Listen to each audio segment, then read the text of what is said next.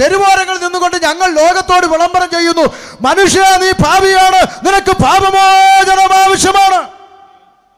ഞങ്ങളിത് പറയുമ്പോൾ 2025 കമ്പ്യൂട്ടർ പിള്ളേരുടെ മുമ്പിൽ നിന്നാണ് ഇത് പറയുന്നതെന്ന് ഓർക്കണം. കമ്പ്യൂട്ടർ പിള്ളേരിരുന്ന് ചിരിക്കും, ഇവന്മാർക്ക് ഇതുവരെ നേരം വെളുത്തില്ലേ. മനുഷ്യൻ കുടിലിൽ നിന്ന് കൊട്ടാരത്തിലെത്തി, ആകാശത്തു കൂടെ പറക്കാൻ തുടങ്ങി, ചൊവ്വായിലും വ്യാഴത്തിലും വീട് വെക്കാൻ പറ്റുമോ എന്നുള്ള കണ്ടുപിടുത്തം നടക്കുന്നു. സുനിത വില്യംസ് ബഹിരാകാശത്ത് താമസിച്ചിട്ട് തിരിച്ചു വന്നു. UK-ലിരിക്കുന്ന മലയാളി ചന്ദ്രനി 30 ഏക്കർ വസ്തു മേടിച്ചു. കൽക്കരിയുടെ ട്രെയിനൊക്കെ പോയി വന്ദേ ഭാരത് വന്നു. എന്നിട്ടും ഉപദേശിമാർക്ക് ഇതുവരെ നേരം വെളുത്തിട്ടില്ല. ഇവന്മാർ ഇപ്പോഴും പറഞ്ഞുകൊണ്ട് കിടക്കുക, മനുഷ്യൻ പാപിയാണ് പാപിയാണ് പാപിയാണെന്ന്. പിള്ളേർ ചിരിക്കട്ടടാ മക്കളെ. പക്ഷെ ഒരു ഒറ്റ ചോദ്യം തിരിച്ചു ചോദിക്കട്ടെ. മനുഷ്യൻ കുടിലിൽ നിന്ന് കൊട്ടാരത്തിലെത്തി സമ്മതിച്ചു, ആകാശത്ത് കൂടെ പറക്കുന്നതും സമ്മതിച്ചു, ചൊവ്വായിലും വ്യാഴത്തിലും വീട് വെക്കുന്നതും സമ്മതിച്ചു, ചന്ദ്രന് വസ്തു മേടിച്ചതും സമ്മതിച്ചു, സുനിത വില്യംസ് ബഹിരാകാശത്ത് താമസിച്ചിട്ട് വന്നതും ഒക്കെ ഞാൻ സമ്മതിച്ചു, കൽക്കരി ട്രെയിൻ മാറി വന്ദേ ഭാരത് ആയതും ഷമീർ പാഷ സമ്മതിച്ചു. മക്കളെ ഒറ്റ ചോദ്യം, ഒരേ ഒരു ചോദ്യം. കൽക്കരി ആയിക്കോട്ടെ വന്ദേ ഭാരത് ആയിക്കോട്ടെ, രണ്ടിൻ്റെയും പേരെന്താ? ട്രെയിൻ എന്നാണല്ലേ. ഈ ട്രെയിനിൻ്റെ അകത്ത് കൽക്കരി മുതൽ വന്ദേ ഭാരത് വരെ മാറിയിട്ടും ഇതിൻ്റെ അകത്ത് ടോയ്ലറ്റ് എന്ന് പറഞ്ഞൊരു സംവിധാനമുണ്ട്. ആ ടോയ്ലറ്റിൻ്റെ അകത്ത് 50 രൂപയുടെ ഒരു സ്റ്റീൽ കപ്പ് ഇപ്പോഴും ചങ്ങലക്കിട്ടാണ് വെച്ചേക്കുന്നത്. അതെന്നാ മാറാത്തെ? നിങ്ങൾ ചിന്തിച്ചിട്ടുണ്ടോ? എന്തെല്ലാം മാറ്റങ്ങൾ ഇവിടെ വന്നു. മനുഷ്യൻ്റെ കണ്ടുപിടുത്തങ്ങളും ടെക്നോളജികൾ, ഇൻ്റർനെറ്റ് സംവിധാനങ്ങളെല്ലാം മാറ്റങ്ങളായി. പക്ഷേ ഈ ട്രെയിനിൻ്റെ അകത്തിരിക്കുന്ന 50 രൂപയുടെ സ്റ്റീൽ കപ്പ് ഇപ്പോഴും ചങ്ങലക്കിട്ടാണ് വെച്ചേക്കുന്നത്. ശരിയല്ലേ പാസ്റ്റേ? ഇപ്പോഴും മാറിയ. കഴിഞ്ഞ ആഴ്ച ഞാൻ വന്ദേ ഭാരതിൽ പോയതാ, അപ്പോഴും കയറി നോക്കിയ ഒരു ഉറപ്പിന് മാറിയിട്ടില്ല, ചങ്ങലക്കിട്ടാണ് വെച്ചേക്കുന്നത്. അല്ലേ? എന്തിനാന്ന് ചോദിച്ചാൽ സിമ്പിളാ, തരം കിട്ടിയാൽ കക്കൂസയെന്ന് കപ്പടിച്ചുകൊണ്ട് പോകുന്നവൻ ഇവിടെ ഉണ്ടെന്ന്. അതുകൊണ്ടാണ് ചങ്ങലക്കിട്ട് വെച്ചേക്കുന്നത്. അത്രേ ഉള്ളൂ സംഭവം, അല്ലേ? ഇവിടെ അടുത്ത് പിന്നെ മല്ലപ്പള്ളിയിലോട്ട് ഒരു ബാങ്കിലോട്ട് ചെന്ന് നോക്ക്, SBIയിലോ ഫെഡറൽ ബാങ്കിൽ ചെന്ന് നോക്ക്, 5 രൂപയുടെ ലക്ഷ്മി പേന നൂല് കൊണ്ട് പോസ്റ്റേ കെട്ടിയിട്ടേക്കുന്നു. പിന്നെ ഓടിപ്പോവോ? 5 രൂപയുടെ പേന നൂല് കൊണ്ട് പോസ്റ്റേ കെട്ടിയിട്ടേക്കുന്നു. മാന്യന്മാർ ഒന്നുകിൽ പണം ഇടാൻ അല്ലെങ്കിൽ എടുക്കാം. മാന്യന്മാർ വരുന്ന സ്ഥലമല്ലേ ബാങ്ക്.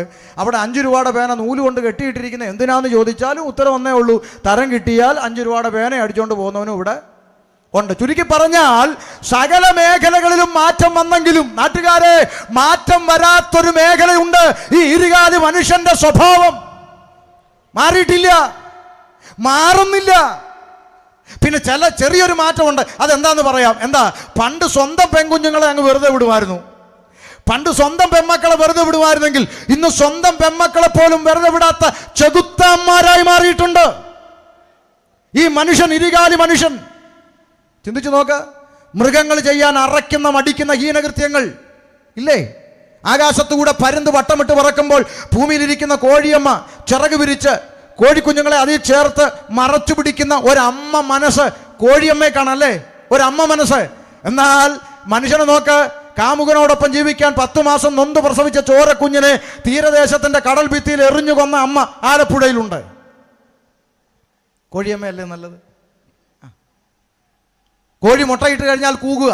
കൂക്കി വിളി കേൾക്കുമ്പോൾ അമ്മ പറയുക, എടി കോഴി കൂവുന്നടി, പോയി നോക്ക്, മുട്ടയിട്ടോ നോക്ക്. ഒരു സിഗ്നൽ കോഴിയമ്മ കൊടുക്കുക. പക്ഷെ നിങ്ങൾ അറിഞ്ഞോ, ഈ അടുത്ത കാലത്തൊരു അമ്മ KSRTC ബസ്സിന്റെ പുറകിലത്തെ സീറ്റിൽ മുട്ടയിട്ടേച്ച് ഞാനൊന്നും പറഞ്ഞില്ല എന്ന് പറഞ്ഞ് ഇറങ്ങി അങ്ങ് പോയി. കൂകിയതുമില്ല, വിളിച്ചതുമില്ല, ആരും ഒട്ട് അറിഞ്ഞതുമില്ല. മുട്ട ഇപ്പം അമ്മ തൊട്ടിലിൽ വളരുന്നു. കോഴിയമ്മ നല്ലത്.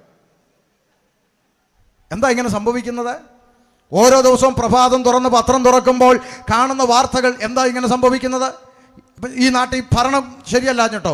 ഇരട്ട ചങ്കുള്ള നേതാവാണ് ഇവിടെ ഭരിക്കുന്നത്. കഴിവുറ്റ മികവുറ്റ പോലീസ് സംവിധാനമായി ഈ സാക്ഷര കേരളത്തിനുള്ളത്.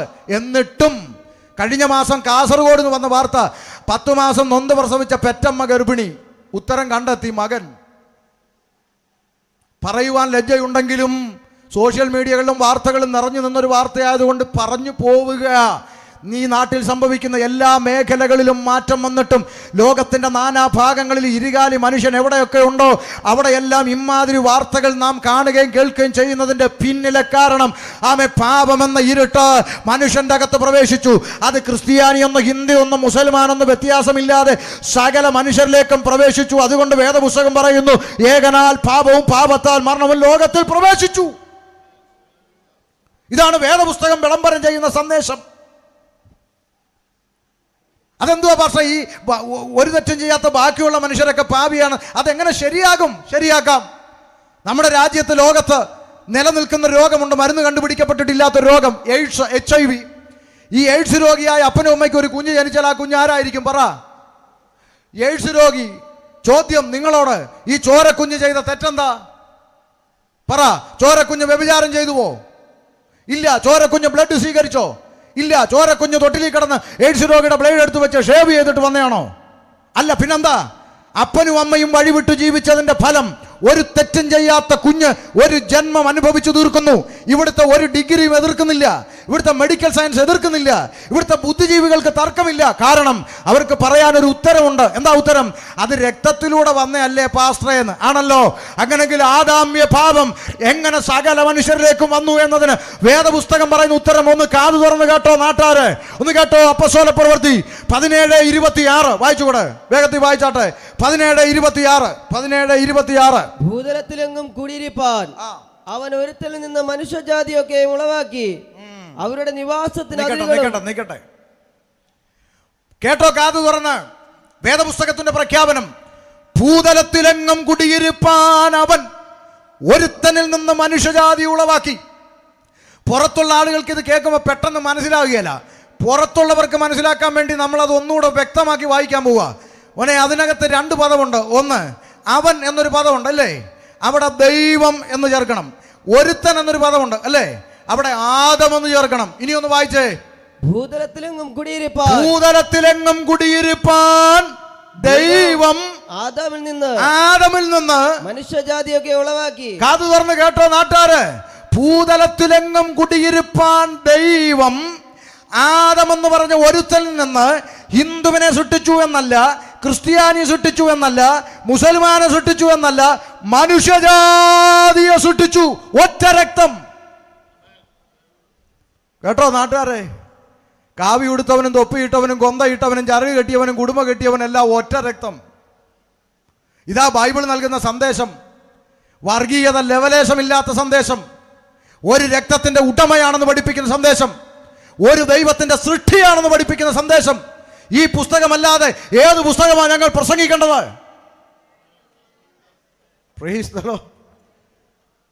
ഇനി വിശദീകരിക്കാം. ഭൂതലത്തിലെങ്ങും കുടിയിരിപ്പാൻ ദൈവം.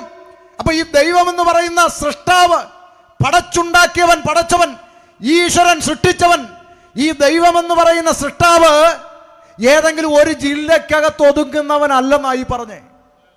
ഏതെങ്കിലും ഒരു ജില്ലക്കകത്ത് ഒതുങ്ങുന്നവനല്ല, ഏതെങ്കിലും ഒരു പഞ്ചായത്തിൽ ഒതുക്കാൻ പറ്റുന്നവനല്ല, ഏതെങ്കിലും ഒരു വില്ലേജിൽ തളച്ചിടാൻ പറ്റുന്നവനല്ല, ഏതെങ്കിലും ഒരു സ്റ്റേറ്റിൻ്റെ അകത്ത് തളച്ചിടാൻ പറ്റുന്നവനല്ല പ്രപഞ്ചത്തെ സൃഷ്ടിച്ച സൃഷ്ടാവ്. ഭൂതലത്തിലെങ്ങും കുടിയിരിക്കുന്നവൻ. അല്ലാണ്ട് മൂക്കി ശ്വാസമുള്ള പേട്ട് മനുഷ്യൻ്റെ കൽപ്പനകൾക്കനുസരിച്ച് അവൻ ഏതെങ്കിലും ഒരു ജില്ലക്കകത്ത് ഒതുങ്ങിയിരുന്ന് ഇരിക്കാനും എഴുന്നേക്കാനും കടക്കാനും നടക്കാനും അടയ്ക്കാനും തുറക്കാനും നിന്റെ കീഴെ പണിയെടുക്കുന്ന ബംഗാളിയല്ല ദൈവം. നിന്റെ കീഴെ പണിയെടുക്കുന്ന ബംഗാളിയോട് പറഞ്ഞാൽ അവൻ കേൾക്കും, ശരി സേട്ടാ, അങ്ങനെ ചെയ്യാം സേട്ടാ അല്ലേ. അങ്ങനെ പറയുന്ന ഒന്നല്ല ദൈവമെന്ന്. മൂക്കി ശ്വാസമുള്ള പേട്ട് മനുഷ്യന്റെ കൽപ്പനയ്ക്കനുസരിച്ച് താളം ചവിട്ടുന്നവനല്ല പ്രപഞ്ചത്തെ സൃഷ്ടിച്ച ദൈവം. MBBS MD ഡിഗ്രിയൊക്കെ പഠിച്ച ഡോക്ടർമാര് അവരെ കൊണ്ടാവുന്ന പണി 58 ചെയ്തേച്ച് ഒടുവിൽ പറയുന്ന ഒരു പദമുണ്ട്, ഞങ്ങളെ കൊണ്ട് ഒക്കുന്നതെല്ലാം ഞങ്ങൾ ചെയ്തിട്ടുണ്ട്, ഇനി നിങ്ങൾ ദൈവത്തോട് പ്രാർത്ഥിക്കാൻ. സകലമായ ഡിഗ്രിക്കും മേലെയാണ് ദൈവം. ഭൂതലത്തിലെങ്ങും കുടിയിരിക്കാൻ. ശ്രദ്ധിച്ചോ, ദൈവം എന്ന് പറഞ്ഞാൽ, സൃഷ്ടാവെന്ന് പറഞ്ഞാൽ ഭൂതലത്തിലെങ്ങും കുടിയിരിക്കുന്നവൻ. അപ്പോഴടുത്തൊരു ചോദ്യം വരും, അല്ല ഉപദേശി, ഈ ദൈവം എവിടാ ഈ കുടിയിരിക്കുന്നത്? അതും കൂടെ ഒന്ന് പറ, എവിടാ ദൈവം? എന്നാൽ പിന്നെ ഒന്ന് പോയി കാണാനാ. പറയാം. അതിന്റെ 24-ാം വാക്യം വായിച്ചു കൊടുക്കണം. 24 ഉറക്കെ. ലോകവും അതിലുള്ളതൊക്കെയും ഉണ്ടാക്കിയ ദൈവം. കണ്ടോ, ലോകവും അതിൽ കാണുന്ന സകലത്തെയും ഉണ്ടാക്കിയ ദൈവം സ്വർഗത്തിനും ഭൂമിക്കും നാഥനാകെ കൊണ്ട് കൈപ്പണിയായ കെട്ടിടങ്ങളിൽ വാസം ചെയ്യുന്നില്ല. ഇതാ സുവിശേഷം. ഇത് പറയാനാണ് ദൈവം അയച്ചത്. നാട്ടുകാർ കേട്ടോണം. ലോകവും അതിൽ കാണുന്ന സകലത്തെ ഉണ്ടാക്കിയ ദൈവം. അത് മനസ്സിലാക്കണമെങ്കിൽ ഒരു ചോദ്യം ചോദിക്കാം. മനുഷ്യനെ സൃഷ്ടിച്ചത് ആര്? ഉറക്കെ പറ. ദൈവം അല്ലേ മക്കളെ? മനുഷ്യനെ സൃഷ്ടിച്ച ആരാടാ? ദൈവം. ഇന്ന് ദൈവത്തെ സൃഷ്ടിക്കുന്ന ആര്? പിള്ളേർക്ക് മനസ്സിലായി, എന്നിട്ട് ഇവിടെ വലുതിന് മനസ്സിലാകുന്നില്ല. മനുഷ്യനെ സൃഷ്ടിച്ച ആരാ മോന്? ദൈവം. ഇന്ന് ദൈവത്തെ സൃഷ്ടിക്കുന്ന ആര്? മൂക്കി ശ്വാസമുള്ള പേട്ട് മനുഷ്യൻ അവൻ ഉണ്ടാക്കി തരും ദൈവത്തെ. എങ്ങനെ വേണം? ഇരിക്കുന്ന വേണം, നടക്കുന്ന വേണം, കിടക്കുന്ന വേണം, ബ്ലാക്ക് ആൻഡ് വൈറ്റ് വേണം, കളർ വേണം, ലിപ്സ്റ്റിക് ഇട്ട് വേണം, ഇടാത്ത. എടാ എടാ എടാ എടാ മണ്ടം മനുഷ്യ, ഇന്ന് രാത്രി തിരിച്ചറിയ, ലോകവും അതിലുള്ളതൊക്കെയും ഉണ്ടാക്കിയ ദൈവം, നീ ഉണ്ടാക്കിയതല്ല, നിന്നെ ഉൾപ്പെടെ ഉണ്ടാക്കിയ ദൈവം സ്വർഗത്തിനും ഭൂമിക്കും നാഥനാകൊണ്ട് മനുഷ്യന്റെ കൈപ്പണിയായ കെട്ടിടങ്ങളിലൊന്നും ദൈവം കുടിയിരിക്കുന്നില്ല. ഈ കെട്ടിടത്തിനകത്ത് യേശുവിനെ കുടിയിരുത്തിയിട്ടില്ല. ഞായറാഴ്ച പ്രാർത്ഥന കഴിഞ്ഞിട്ട് ബെന്തിക്കോസുകാർ കഥക് കൂട്ടിയിട്ട് യേശുവെ സൂക്ഷിച്ചിരുന്നോണേ, കള്ളന്മാരൊന്നും എടുക്കല്ലേ, അടുത്ത ആഴ്ച കാണാം കേട്ടോ, ബൈ ബൈ എന്ന് പറഞ്ഞു പോകാൻ ഇതിനകത്ത് കുടിയിരുത്തിയിട്ടില്ല. നല്ലൊരു ഭൂമി കുലുക്കം വന്നാൽ IPC ചർച്ച് കുലുങ്ങി ഇടിഞ്ഞ് പൊളിഞ്ഞ് താഴെ വീഴും. അപ്പോൾ വിശ്വാസികളെല്ലാം കൂടെ വെളിയിലിറങ്ങിയെന്ന് എന്നാലും എൻ്റെ യേശുവിന് ഈ ഗതി വന്നല്ലോ എന്നൊന്നും പറയത്തില്ല. കാരണം ദൈവം മനുഷ്യൻ്റെ കൈപ്പണിയായ കെട്ടിടങ്ങളിൽ വസിക്കുന്നില്ല. പിന്നെ എവിടാ ഉപദേശിച്ച് ദൈവം വസിക്കുന്നത്? ഇന്ന് രാത്രി ആ സന്തോഷ വാർത്ത ഞങ്ങൾ ദേശത്തോട് വിളംബരം ചെയ്യാം. ദൈവം വസിക്കുന്ന ആലയം, ദൈവം വസിക്കുന്ന മന്ദിരം, അത് എൻ്റെയും നിൻ്റെയും ഹൃദയമാകുന്ന മന്ദിരമാണ്.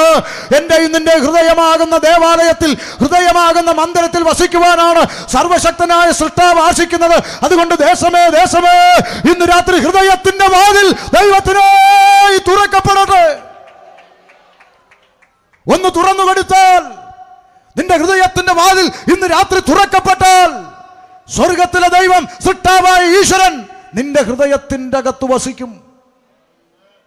ഇനി ആ വചനം ഒന്നുകൂടെ വായിച്ചാൽ പൊരുൾ കിട്ടും.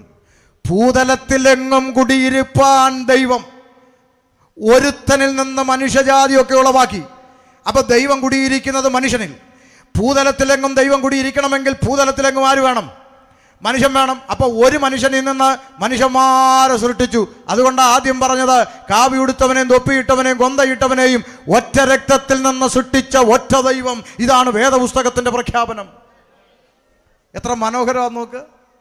അപ്പുറത്ത് കിടക്കുന്ന കാവിയുടുത്തവനും ഇപ്പുറത്ത് കിടക്കുന്ന തൊപ്പിയിട്ടവനും നിന്റെ സഹോദരനാണെന്ന് പഠിപ്പിക്കുന്ന സന്ദേശം എത്ര മനോഹരമാണ് അല്ലേ? അയ്യോ, അത് ഈ ഉപദേശം ചുമ്മാ ഞങ്ങളെ സന്തോഷിപ്പിക്കാൻ വേണ്ടി അല്ല. നാളെ രാവിലെ 4 ബോട്ടിലെടുക്കുക, 4 മൃഗങ്ങളുടെ രക്തം, ആട്, ആന, പോത്ത്, പശു എടുത്ത് അടുത്ത മെഡിക്കൽ ലാബിലേക്ക് കൊടുക്കുക. മെഡിക്കൽ പെമ്പിളേർ 10 മിനിറ്റ് സ്റ്റിക്കർ ഒട്ടിച്ച് വെളിയിലോട്ട് വെക്കും. ഇത് ആട്, ഇത് ആന, ഇത് പോത്ത്, ഇത് പശു. കണ്ടുപിടിക്കാനുള്ള സംവിധാനമൊക്കെ ഇന്ന് ലാബിലുണ്ട്. വീണ്ടും 4 ബോട്ടിലെടുക്കണം, മറക്കരുത്. ഒന്നിൽ അടുത്തുള്ള അമ്പലത്തിലെ പൂജാരിയുടെ രക്തം, ഇനി ഒന്നിൽ അടുത്ത കത്തോലിക്ക പള്ളിയിൽ അച്ഛൻ്റെ രക്തം, ഇനി ഒന്നിൽ ജമാഅത്ത് പള്ളിയിലെ മുസ്ലിയാരുടെ രക്തം, ഇനി ഒന്നിൽ ഞങ്ങളുടെ ഉപദേശിയുടെ രക്തം. അതേ ലാബിൽ കൊടുക്കുക. ഏതെങ്കിലും പിള്ളേർ സ്റ്റിക്കർ ഒട്ടിച്ച് തരും. മാറിപ്പോവല്ലേ, മൂലയിരിക്കുന്ന മുസ്ലിയാർ, അറ്റത്തിരിക്കുന്ന പൂജാരി, മേപ്പോട്ട് വെച്ചിട്ടുണ്ട് പള്ളിയിൽ അച്ഛൻ്റെ. അങ്ങനെയാണോ തരുന്നേ? ആണോ? ചിലപ്പോൾ ABCD ഗ്രൂപ്പൊക്കെ അവർ പറഞ്ഞെന്നിരിക്കും. പക്ഷേ പിള്ളേർ പറയുന്നേ മനുഷ്യൻ്റെ സമയം മെനക്കെടുത്തല്ലേ, ഇതെല്ലാം മനുഷ്യൻ്റെ ഒറ്റ പേരേ ഉള്ളൂ, മനുഷ്യൻ്റെ രക്തം. അതുകൊണ്ടാണ് നാട്ടിൽ രക്തം കൊടുക്കുമ്പോൾ ആർക്കും മസിലില്ലാത്തതുണ്ടോ? ഉണ്ടോ? പറ. കൊന്തയും കുരിശും കഴുത്തിലിട്ട ചെറുക്കൻ ബൈക്കിൽ പാഞ്ഞു പോയി, ടിപ്പറിൻ്റെ അടിയിലോട്ട് ചെന്ന് കയറി, തല പൊട്ടി, മെഡിക്കൽ കോളേജിൽ കൊണ്ടു ചെന്നു. ഡോക്ടർ പറഞ്ഞു, ഇപ്പോൾ ഒരു കുപ്പി ബ്ലഡ് അടച്ചാൽ കൊച്ചിനെ നമുക്ക് രക്ഷിക്കാം. ക്രിസ്ത്യാനി ചെറുക്കൻ്റെ ക്രിസ്ത്യാനി അമ്മ ക്രിസ്ത്യാനി ദൈവത്തോട് നിലോ, എൻ്റെ ഈശോയെ, എൻ്റെ കുഞ്ഞിന് ആര് ബ്ലഡ് കൊടുക്കുമെന്ന് കരഞ്ഞു. തൊട്ടടുത്ത ബെഡിൽ അമ്മയ്ക്ക് കൂട്ടിരിക്കാമെന്ന കാവിയുടുത്ത RSSകാരൻ പറഞ്ഞു, അമ്മ കരയണ്ടമ്മ, ഞാൻ തരാം ബ്ലഡ്. വേണ്ട വേണ്ട വേണ്ട, നീ BJP അല്ലേ എന്ന് ഇന്ന് വരെ ഒരു തള്ള പറഞ്ഞിട്ടുണ്ടോ? പറ. ഉണ്ടെന്നില്ല. പറഞ്ഞിട്ടുണ്ടോ? ഇല്ല. പിന്നെ എന്തിനാ ഈ മനുഷ്യന്മാർ തമ്മിലടിക്കണേ? ചിന്തിച്ചിട്ടുണ്ടോ? എന്തിനാ തമ്മിലടിക്കണേ? ഒറ്റ രക്തമുള്ള മനുഷ്യൻ താഴോട്ട് ഉരുണ്ട് വീണാൽ പൊക്കിയെടുക്കുന്ന ആരാന്ന് നമുക്ക് പോലും അറിയാത്ത മനുഷ്യൻ, അപ്പുറത്ത് കിടക്കുന്നവൻ ഇപ്പുറത്ത് കിടക്കുന്നവൻ സമസൃഷ്ടി. എന്നെ അവനെ സൃഷ്ടിച്ചത് ഒരു ദൈവമാണെന്ന് ചിന്തിക്കാൻ പറ്റുന്ന ഒരു തലച്ചോറാണ് ഇവിടെ മനുഷ്യന് വേണ്ടത്. അതില്ല. മനസ്സിലാകുന്നുണ്ടോ? ഒറ്റ രക്തത്തിൻ്റെ ഉടമയല്ലേ? അതാ വേദപുസ്തകം പഠിപ്പിക്കുന്നത്. ഏക രക്തത്തിൽ നിന്ന്, ആദമിൽ നിന്ന് മനുഷ്യജാതിയൊക്കെയും ഉളവാക്കി. കാവിയുടുത്തവനെയും തൊപ്പിയിട്ടവനെയും കൊന്തയിട്ടവനെയും ചരട് കെട്ടിയവനെയും കുടുംബ കെട്ടിയവനെയും സഹോദരനായി കാണാൻ കഴിയുന്ന ഒരു തലച്ചോറിൻ്റെ ഉടമയായിട്ടാണ് ഇവിടെ മനുഷ്യന് മാറ്റം വരേണ്ടത്. അത് ഇന്ന് രാത്രി ഉച്ചഭാഷണിലൂടെ ലൈവിലൂടെ തറപ്പിച്ച് പറയാം. ദാ ഈ സ്റ്റേജിൻ്റെ അകത്ത്, ഈ വേദിയിലേക്ക് ഇപ്പൊ കാവിയുടുത്തോ തൊപ്പിയിട്ടോ കൊന്തയിട്ടോ ഒരുത്തൻ ഇതിൻ്റെ അകത്തോട്ട് കയറി വന്നാൽ ഈ ലൈവിൽ ചലഞ്ച് ചെയ്ത് പറയാം, ഈ ഇരിക്കുന്ന മുഴുവൻ ഉപദേശിമാരും അവനെ ആദ്യം വിളിക്കുന്ന എന്താന്ന് നിങ്ങൾ പറയും? പറ. ബ്രദർ, സഹോദര. അങ്ങനെ വിളിക്കാൻ കഴിയുന്ന ഒരു തലച്ചോറിന്റെ ഉടമയായിട്ടാണ് സുവിശേഷം ഞങ്ങൾക്ക് വരുത്തിയ മാറ്റം. അല്ലാതെ ഷമീറിന്റെ മതം മാറ്റിയില്ല ആരും, സർട്ടിഫിക്കറ്റ് തിരുത്തിയില്ല. സർട്ടിഫിക്കറ്റിൽ ഇപ്പോഴും ഷമീർ അബ്ദുൽ സലാം എന്ന് തന്നെയാണ്. സർട്ടിഫിക്കറ്റ് മാറ്റിയില്ല, മതം മാറ്റിയില്ല. പക്ഷേ തലച്ചോറിൻ്റെ അകത്തൊരു തിരിച്ചറിവുണ്ടായി, അപ്പുറത്ത് കിടക്കുന്നവനും എൻ്റെ സഹോദരനാണെന്നുള്ള തിരിച്ചറിവ്. അതാ സുവിശേഷം വരുത്തിയ മാറ്റം. ഇവിടെ നാട്ടുകാർ പറയുന്നത് മതം മാറ്റുന്നു എന്നാണ് അല്ലേ? നാളൊരു ചേച്ചി ഫേസ്ബുക്കിൽ വന്നിട്ട് പറഞ്ഞു, ഇവിടുത്തെ പെന്തിക്കോസുകാർ ഉപദേശിമാർ 500 രൂപയും കഞ്ഞിയും പയറും കൊടുത്ത് ഞങ്ങളുടെ ആളുകളൊക്കെ മതം മാറ്റുന്നു എന്ന്. ചേച്ചിയെ ഞാൻ കഴിഞ്ഞ ആഴ്ച ഷൊർണൂർ വെച്ച് കണ്ടു, റെയിൽവേ സ്റ്റേഷനിൽ ഒരു സെൽഫി എടുത്തു, ഇച്ചിരി നേരം വർത്താനമൊക്കെ പറഞ്ഞു. നമുക്ക് വിരോധമൊന്നുമില്ലല്ലോ. പക്ഷേ ആശയത്തിന് മറുപടി ആശയം ചേച്ചിയോട് പറയാം. 500 രൂപയും കഞ്ഞിയും പയറും കൊടുത്ത് ഞങ്ങൾ ആരെങ്കിലും മതം മാറ്റുന്നു എന്ന ആക്ഷേപമുണ്ടെങ്കിൽ നിങ്ങളൊരു 1000 രൂപയും ചിക്കൻ ഫ്രൈയും കൊടുത്ത് തിരിച്ചും കൊണ്ടുപോയാൽ മതി. വളരെ സിമ്പിളാ അല്ലേ? കഞ്ഞിക്കും പയറിനും വേണ്ടി ആരെങ്കിലും IPC വന്നിട്ടുണ്ടെങ്കിൽ നല്ലൊരു കോഴിക്കാല് കാണിച്ചാൽ മതി, അവൻ തിരിച്ചു വരും. അങ്ങനെ കഞ്ഞിക്ക് വന്നവനെല്ലാം പോട്ടെ. എത്ര എണ്ണം പോയി? ഇനി അങ്ങനെയൊക്കെ വന്നതൊക്കെ എങ്ങനെയെങ്കിലും പോണേന്നാണ് പ്രാർത്ഥിച്ചുകൊണ്ടിരിക്കുന്നത്. പോട്ടെ, കഞ്ഞിക്കും പയറിനും വന്നതൊക്കെ പോട്ടെ. ഞാൻ വേണം ഒരു ഓഫർ തരാം ഈ പുലുകുത്തി ദേശത്തിന്. ഈ പന്തലിൻ്റെ അകത്തിരിക്കുന്ന ആളുകളിൽ നിന്ന് നല്ലൊരു മുഴുത്ത കോഴിയും 2000 രൂപയും കൊടുത്തിട്ട് ഇതിൻ്റെ അകത്തുനിന്ന് ഒരു 50 പേരെ കൊണ്ടുപോകാൻ ഒക്കുമെങ്കിൽ കൊണ്ടുപോ അല്ലേ? വരുന്നവർ കൊണ്ടുപോ. അതിൻ്റെ പേര് നാളെ ഇവിടെ മല്ലപ്പള്ളി ഹർത്താലില്ല, ട്രാൻസ്പോർട്ടിന് കല്ലെറിയത്തില്ല, ഞങ്ങൾ മുണ്ടുമടക്കി കുത്തി സമരത്തിന് വിളിക്കത്തില്ല, കൊടി പിടിക്കാൻ ഇറങ്ങത്തില്ല. ഇപ്പം അതൊന്നും പറയാൻ പറ്റത്തില്ല കേട്ടോ, സോറി. കൊടി പിടിക്കാൻ ഇപ്പോൾ കുറേ പേര് ഇറങ്ങിയിട്ടുണ്ട്. സഭയെ സംരക്ഷിക്കുന്ന ഞങ്ങളാണ്. ഞാൻ എൻ്റെ സഭയെ പണിയും, പാതാള ഗോപുരങ്ങൾ അതിനെ കർത്താവ് വെറും ശശി, ഞങ്ങൾ സംരക്ഷിച്ചോളാന്ന്. പിന്നെ മൂക്കി ശ്വാസമുള്ളവൻ ദൈവസഭയെ സംരക്ഷിക്കാൻ ഇറങ്ങിയിരിക്കുന്നു. പത്രോസ് തടവിലായി, സഭ എന്ത് ചെയ്യുന്ന? കൊടിയും പിടിച്ച് സെക്രട്ടേറിയറ്റിൽ പോയി മുദ്രാവാക്യം വിളിച്ചെന്നാണോ അച്ഛാ? പിന്നെന്തുവാ പുസ്തകത്തിൽ? സഭ ശ്രദ്ധയോടെ പ്രാർത്ഥിച്ചുകൊണ്ടിരുന്നു. അങ്ങനെ ആ പുസ്തകത്തിൽ. പിന്നെ ഈ ന്യായീകരിക്കാൻ കഴിഞ്ഞ ദിവസം ഒരുത്തനോട് ചോദിച്ചാൽ പറയാം, അത് പാസ്റ്ററെ പിന്നെ വിചാരണ കൂടാതെ റോമാ പൗരനെ അടിക്കുന്നത് വിഹിതമോ എന്ന് പൗലോസ് ചോദിച്ചില്ലെന്ന്. പൗലോസ് കൊടിയും പിടിച്ച് സെക്രട്ടേറിയറ്റിനും തെരുവിൽ നിന്നാണോ ചോദിച്ചത്? തന്നെ ഏത് കോടതിയിലാണോ വിചാരണ ചെയ്യാൻ കൊണ്ട് നിർത്തിയത് ആ കോടതിയിൽ ന്യായാധിപനോട് ചോദിക്കുകയാണ്, ഞാൻ റോമാ പൗരനായിരിക്കെ വിസ്താരം കഴിക്കാതെ അടുപ്പിക്കുന്നത് വിഹിതമോ? എന്നെ നിങ്ങളെ അറസ്റ്റ് ചെയ്ത് പോലീസ് സ്റ്റേഷനിലോ കോടതിയിലോ കൊണ്ട് ചെന്നാൽ ഇതേ ചോദ്യം നമുക്ക് അവിടെ എന്ത് ചെയ്യാം? ചോദിക്കാം. ഞങ്ങളിവിടെ ഇന്നത് ഇങ്ങനെ പ്രസംഗിച്ചു, ഇന്നത് ചെയ്തു, അത് ഇവിടുത്തെ ഭരണഘടനയ്ക്ക് വിരുദ്ധമല്ല, നിയമത്തിന് തെറ്റായി ഞങ്ങളൊന്നും ചെയ്തിട്ടില്ല, അങ്ങനെയുള്ള ഞങ്ങളെ ശിക്ഷിക്കുന്നത് ശരിയാണോ സാറേ എന്ന് നമുക്കും ചോദിക്കാം. ആ റൈറ്റാണ് പൗലോസ് അവിടെ പ്രയോഗിച്ചത്. അല്ലാതെ ദൈവസഭ നടുറോടി കൊടിയും പിടിച്ച് റോഡിലിറങ്ങി മുദ്രാവാക്യം കാൽവരി മലയിൽ ചുംതിയ രക്തം നിന്നെ പിന്നെ കണ്ടോളാം. പിന്നെയൊക്കെ വല്ല തൊഴിലുറപ്പിനും പോണ്ടവന്മാരൊക്കെ സുവിശേഷ വേലയ്ക്ക് ഇറങ്ങിയേച്ച് ദൈവസഭയെ സംരക്ഷിക്കാൻ നടക്കുകയാണ്. ഞാൻ എൻ്റെ സഭയെ പണിയും, പാതാള ഗോപുരങ്ങൾ അതിന് ജയിക്കത്തില്ലെന്ന് പറഞ്ഞ കർത്താവിന് അറിയുകയല്ലേ സഭയെ സംരക്ഷിക്കാൻ? എന്നാ മിണ്ടാത്ത? സ്തോത്രം. അതുകൊണ്ട് മനസ്സിലാക്കിക്കോണം. ആമേൻ. നോക്ക്, ഒരൊറ്റ രക്തത്തിൽ നിന്ന് ആമേൻ കാവി ഉടുത്തവനും തൊപ്പിയിട്ടവനും കൊന്തയിട്ടവനും ഒറ്റ രക്തത്തിൽ നിന്ന് സൃഷ്ടിച്ചു. ആ തിരിച്ചറിവാണ് സുവിശേഷം വരുത്തുന്ന മാറ്റം. അതുകൊണ്ടാണ് ചില ആളുകൾ ഉപദേശിമാരെ കളിയാക്കി പറയാറുണ്ട്. ഈ തിരുവനന്തപുരത്തുകാരൊക്കെ പറയാറുണ്ട്, യവന്മാർക്ക് ഒരു നാണവമാനം ഇല്ലാത്തവന്മാരുടെ ആര്? ഈ പാസ്റ്റർമാർ തന്നെ അടിച്ചാലും ഇടിച്ചാലും ചവിട്ടി തേച്ചാലും യവന്മാർ പിന്നെ വലിഞ്ഞേറി വരും നാണമില്ലാതെ പ്രാർത്ഥിക്കാനൊന്നും പറഞ്ഞു. നാണമില്ലാത്തവന്മാർ. സത്യമല്ലേ പാസ്റ്ററെ? നമ്മൾ വെറും നാണമില്ലാത്തവന്മാരല്ലേ? പിന്നെ അല്ലാതെ ഓടി നടന്ന് അടിമേടിക്കുമല്ലേ? പിന്നെ കൊച്ചു പിള്ളേർ വരെ അങ്ങ് തല്ലുകയല്ലേ? ഒരു നാണമില്ലാത്തവന്മാർ. പക്ഷേ ഇന്ന് രാത്രി എൻ്റെ ദേശക്കാരെ, എൻ്റെ സ്നേഹിതരോട്, കൂടപ്പുറപ്പുകളോടൊരു കാര്യം പറയാം. നിങ്ങളൊരു കാര്യം തിരിച്ചറിയണം. ഈ അടിച്ചാലും ഇടിച്ചാലും ചീത്ത വിളിച്ചാലും ചവിട്ടി തേച്ചാലും പിന്നെ ഈ വലിഞ്ഞു കയറി വരുന്ന നാണമില്ല വലിഞ്ഞു കയറി വരുന്നത് എന്തിനാണെന്ന് ചിന്തിച്ചിട്ടുണ്ടോ? എന്തിനാ? നീ എൻ്റെ കൂടപ്പുറപ്പാന്നുള്ള തിരിച്ചറിവ് ഈ പുസ്തകം ഹൃദയത്തിൽ തന്നതുകൊണ്ടാണ്. നീ എൻ്റെ സഹോദരനാണെന്നുള്ളൊരു പെയിൻ ഇതിനകത്ത് തന്നതുകൊണ്ടാണ്. നീ കള്ളു കുടിച്ച് നടക്കുന്ന കാണുമ്പോൾ, നീ കഞ്ചാവ് പിടിച്ച് നടക്കുന്ന കാണുമ്പോൾ, നീ കുടിച്ച് തുണിയില്ലാണ്ട് ഓടെ കിടക്കുന്ന കാണുമ്പോൾ, നിന്റെ കുടുംബം തകർന്നെന്ന് കാണുമ്പോൾ, നീ ഹോസ്പിറ്റലിൽ അഡ്മിറ്റ് ആയെന്ന് കേൾക്കുമ്പോൾ, നീ ആത്മഹത്യ ചെയ്യാൻ ഒരുങ്ങുന്ന കാണുമ്പോൾ, നിന്റെ കുടുംബത്തിൽ രക്തബന്ധങ്ങൾക്കുണ്ടാകാത്തൊരു പെയിൻ പ്രാർത്ഥിക്കുന്നവൻ്റെ ഉള്ളിൽ സ്വർഗം തരും. ആ പെയിൻ ഞങ്ങൾക്കുള്ളത് കൊണ്ടാണ് നാണമില്ലാതെ ആക്ഷേപിച്ചിട്ടും പിന്നെയും വലിഞ്ഞു കയറി നിന്റെ പുറകെ പ്രാർത്ഥിക്കട്ടെ എന്ന് പറഞ്ഞ് വരുന്നത്. നീ എൻ്റെ കൂടപ്പിറപ്പാന്നുള്ള തിരിച്ചറിവ് ഈ സ്വർഗത്തിലെ ദൈവം ഞങ്ങൾക്ക് തന്നതുകൊണ്ടാണ്. അതാ ഞങ്ങളിൽ സുവിശേഷം വരുത്തിയ മാറ്റം. തർക്കമുണ്ടോ? ദേശക്കാരോട് പറയാം, കുടുംബത്തിലൊന്ന് ആശുപത്രിയിൽ അഡ്മിറ്റ് ആയാൽ രക്തബന്ധങ്ങൾ ഇന്ന് വരത്തില്ല. ഒരു രാത്രി ഉറക്കമൊഴിഞ്ഞ് കൊതുകടി കൊണ്ട് കൂട്ടിരിക്കാൻ ഇന്ന് വരത്തില്ല. ആ സ്ഥാനത്ത് ദൈവസഭയിൽ നിന്നൊരുത്തം വരും. ഒരു ബന്ധവും ഇല്ലാത്ത എൻ്റെ പെങ്ങളെ ഹോസ്പിറ്റലിൽ അഡ്മിറ്റ് ചെയ്ത് കിടന്നപ്പോൾ എൻ്റെ പെങ്ങൾക്ക് വേണ്ടി ഓപ്പറേഷൻ തിയേറ്ററിന് പുറത്തിരുന്ന് നിലവിളിച്ച് നെടുവീർപ്പിട്ട് കരയാൻ ഒരു ബന്ധവും ഇല്ലാത്ത ഒരു ഉപദേശിയും കുറച്ച് വിശ്വാസി പെണ്ണുങ്ങളും ഇരുന്ന് കരയുന്നത് കണ്ടിട്ട് യേശുവിനെ കുറിച്ച് അന്വേഷിക്കാൻ ഇറങ്ങിയ ആളാണ് ഞാൻ. സാക്ഷ്യം പറയുന്നില്ല. ഒരു ബന്ധവും ഇല്ലാത്ത ഇവരെന്തിനാ എൻ്റെ പെങ്ങൾക്ക് വേണ്ടി കരയുന്നതെന്നാ എൻ്റെ ഹൃദയത്തിൽ ആദ്യം വീണ വിത്ത്. കാര്യം 100 കുറവുകൾ ദൈവമക്കളെ കുറിച്ചൊക്കെ പറയാനുണ്ടാകും, സമ്മതിക്കുന്നു. കുറവും കുറ്റമൊന്നും ഇല്ലാത്ത ഒരു സഭയും ഇല്ല. ഉണ്ടോ? എല്ലായിടത്തും അത്യാവശ്യം പ്രശ്നങ്ങളുണ്ട്. ഒരു കുഴപ്പവും ഇല്ലാത്ത ഒരു ചർച്ച് തിരക്കി നിങ്ങൾ നടന്നാൽ മരം കൊത്തി വീട് വെക്കുന്ന പോലെയാണ്. ഓർമ്മ വെച്ച കാലം മുതൽ മരം കൊത്തി വീടിന് വേണ്ടി കൊത്തുക. ഇന്നും അതെന്ത് ചെയ്യുക? ഇതുവരെ വീട് കിട്ടിയിട്ടില്ല. ഇതുപോലെ ചിലരുണ്ട് മരം കൊത്തി വിശ്വാസി. 6 മാസം ഒരു ചർച്ചിൽ അവിടെ അത്ര പോരാ, പിന്നെ 6 മാസം അവിടെ അത്ര പോരാ, ഇങ്ങനെ നടക്കുക മരം കൊത്തി. എല്ലായിടത്തും വിഷയങ്ങൾ ഉണ്ട്. അതിൻ്റെ കാരണം എന്താണെന്നും കൂടെ പറയാം, ശ്രദ്ധിച്ച് കേട്ടെ. ആമേൻ. എല്ലായിടത്തും പ്രശ്നം. ഇഷ്ടമില്ലാത്ത എന്തെല്ലാം നമ്മൾ കൂടെ കൊണ്ട് നടക്കുന്നവരല്ലേ? മിണ്ടുന്നില്ല. തുപ്പൽ നിങ്ങൾക്ക് ഇഷ്ടമാണോ? തുപ്പൽ ഇഷ്ടമാണോ?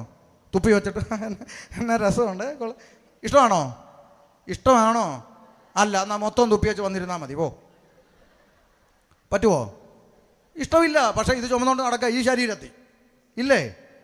അങ്ങനെ എന്തെല്ലാം നമ്മൾ ഷുഗർ ഇഷ്ടമല്ല കൊണ്ട് നടക്കുന്നു, പ്രഷർ ഇഷ്ടം കൊണ്ട് നടക്കുന്നു, ഇതുപോലെ കൊണ്ട് നടക്കുന്ന കുറേ ഇത് നമ്മുടെ ഇടയിലും ഒക്കെ ഉണ്ട്. ശരിയാ.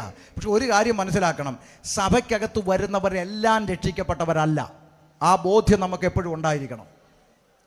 ചർച്ചിൽ പ്രാർത്ഥനയ്ക്ക് വരുന്ന ആളുകൾ എല്ലാം രക്ഷിക്കപ്പെട്ടവർ ഒന്നും അല്ല. ആ ബോധ്യം നമുക്കുണ്ടായിരുന്നാൽ മതി. വേദപുസ്തകം പറയുന്ന കർത്താവ് രക്ഷിക്കപ്പെടുന്നവരെ ദിനം പ്രതി. അപ്പം കർത്താവ് കൊണ്ടുവരുന്ന ആരെയാ? രക്ഷിക്കപ്പെടുന്നവരെ. ഇപ്പം 2 കൂട്ടർ ചർച്ചയിൽ വരും. 1 രക്ഷിക്കപ്പെട്ടവർ, അവരെ കർത്താവ് കൊണ്ടുവരും. 2 രക്ഷപ്പെടാൻ വരുന്നവർ. പെന്തിക്കോസിൽ പോയാൽ പിന്നെ സുമതി പോയി രക്ഷപ്പെട്ടല്ലോ. ആന്ന് രമണി പ്രാർത്ഥിക്കുമ്പോൾ അവൻ്റെ മോനും രക്ഷപ്പെട്ടു. പിന്നെ അങ്ങനെ അവരെല്ലാം പെന്തക്കോസിൽ പോയി. ഇപ്പം എല്ലാവരും ദുബായിലാണ്. രക്ഷപ്പെട്ടില്ലേ? അവരെല്ലാം എന്തിനു വന്നാ? രക്ഷപ്പെടാൻ വന്നതാ.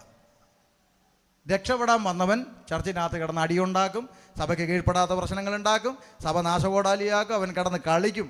അവനൊന്നും രക്ഷിക്കപ്പെട്ടവനല്ല. രക്ഷിക്കപ്പെട്ടവൻ കർത്താവിൻ്റെ വരവിനായി പ്രത്യാശയോടെ കാത്തിരിക്കണം. ഇത് നിങ്ങൾ മനസ്സിലാക്കണം. അപ്പോൾ ഈ രക്ഷിക്കപ്പെടാത്തവൻ ചർച്ചയിൽ കിടന്ന് അടി കൂടുന്നത് കണ്ടൊന്നും ആരുടെ ഹൃദയം എന്ത് ചെയ്യരുത്? കഠിനപ്പെട്ടു പോകാതിരിക്കാൻ ആ ഒരു വാക്ക് പറഞ്ഞ് എല്ലായിടത്തും വിഷയങ്ങളുണ്ട്. അപ്പം അതുകൊണ്ട് ആമേൻ നമ്മൾ തിരിച്ചറിയേണ്ടത് ആമേൻ ആ മനുഷ്യനെ എന്നെയും സൃഷ്ടിച്ചത് ഒരു ദൈവമാണെന്നുള്ള തിരിച്ചറിവാണ് സുവിശേഷം ഞങ്ങളിൽ വരുത്തുന്ന മാറ്റം. അതിനെയാണ് ഞങ്ങൾ മാനസാന്തരം എന്ന് പറയുന്നത്. അങ്ങനെ ഏകനാൽ പാപവും പാപത്താൽ മരണവും ലോകത്തിൽ പ്രവേശിച്ചു. വേഗത്തിൽ അവസാനിപ്പിക്കാം. അങ്ങനെ ആദാമ്യ പാപനിമിത്തം സകല മനുഷ്യരും പാപത്തിലായി. പാപത്തിൻ്റെ പടുകുഴിയിൽ വീണ മനുഷ്യൻ പാപത്തിൻ്റെ പ്രവൃത്തികളിൽ മുന്നോട്ട് പോയി.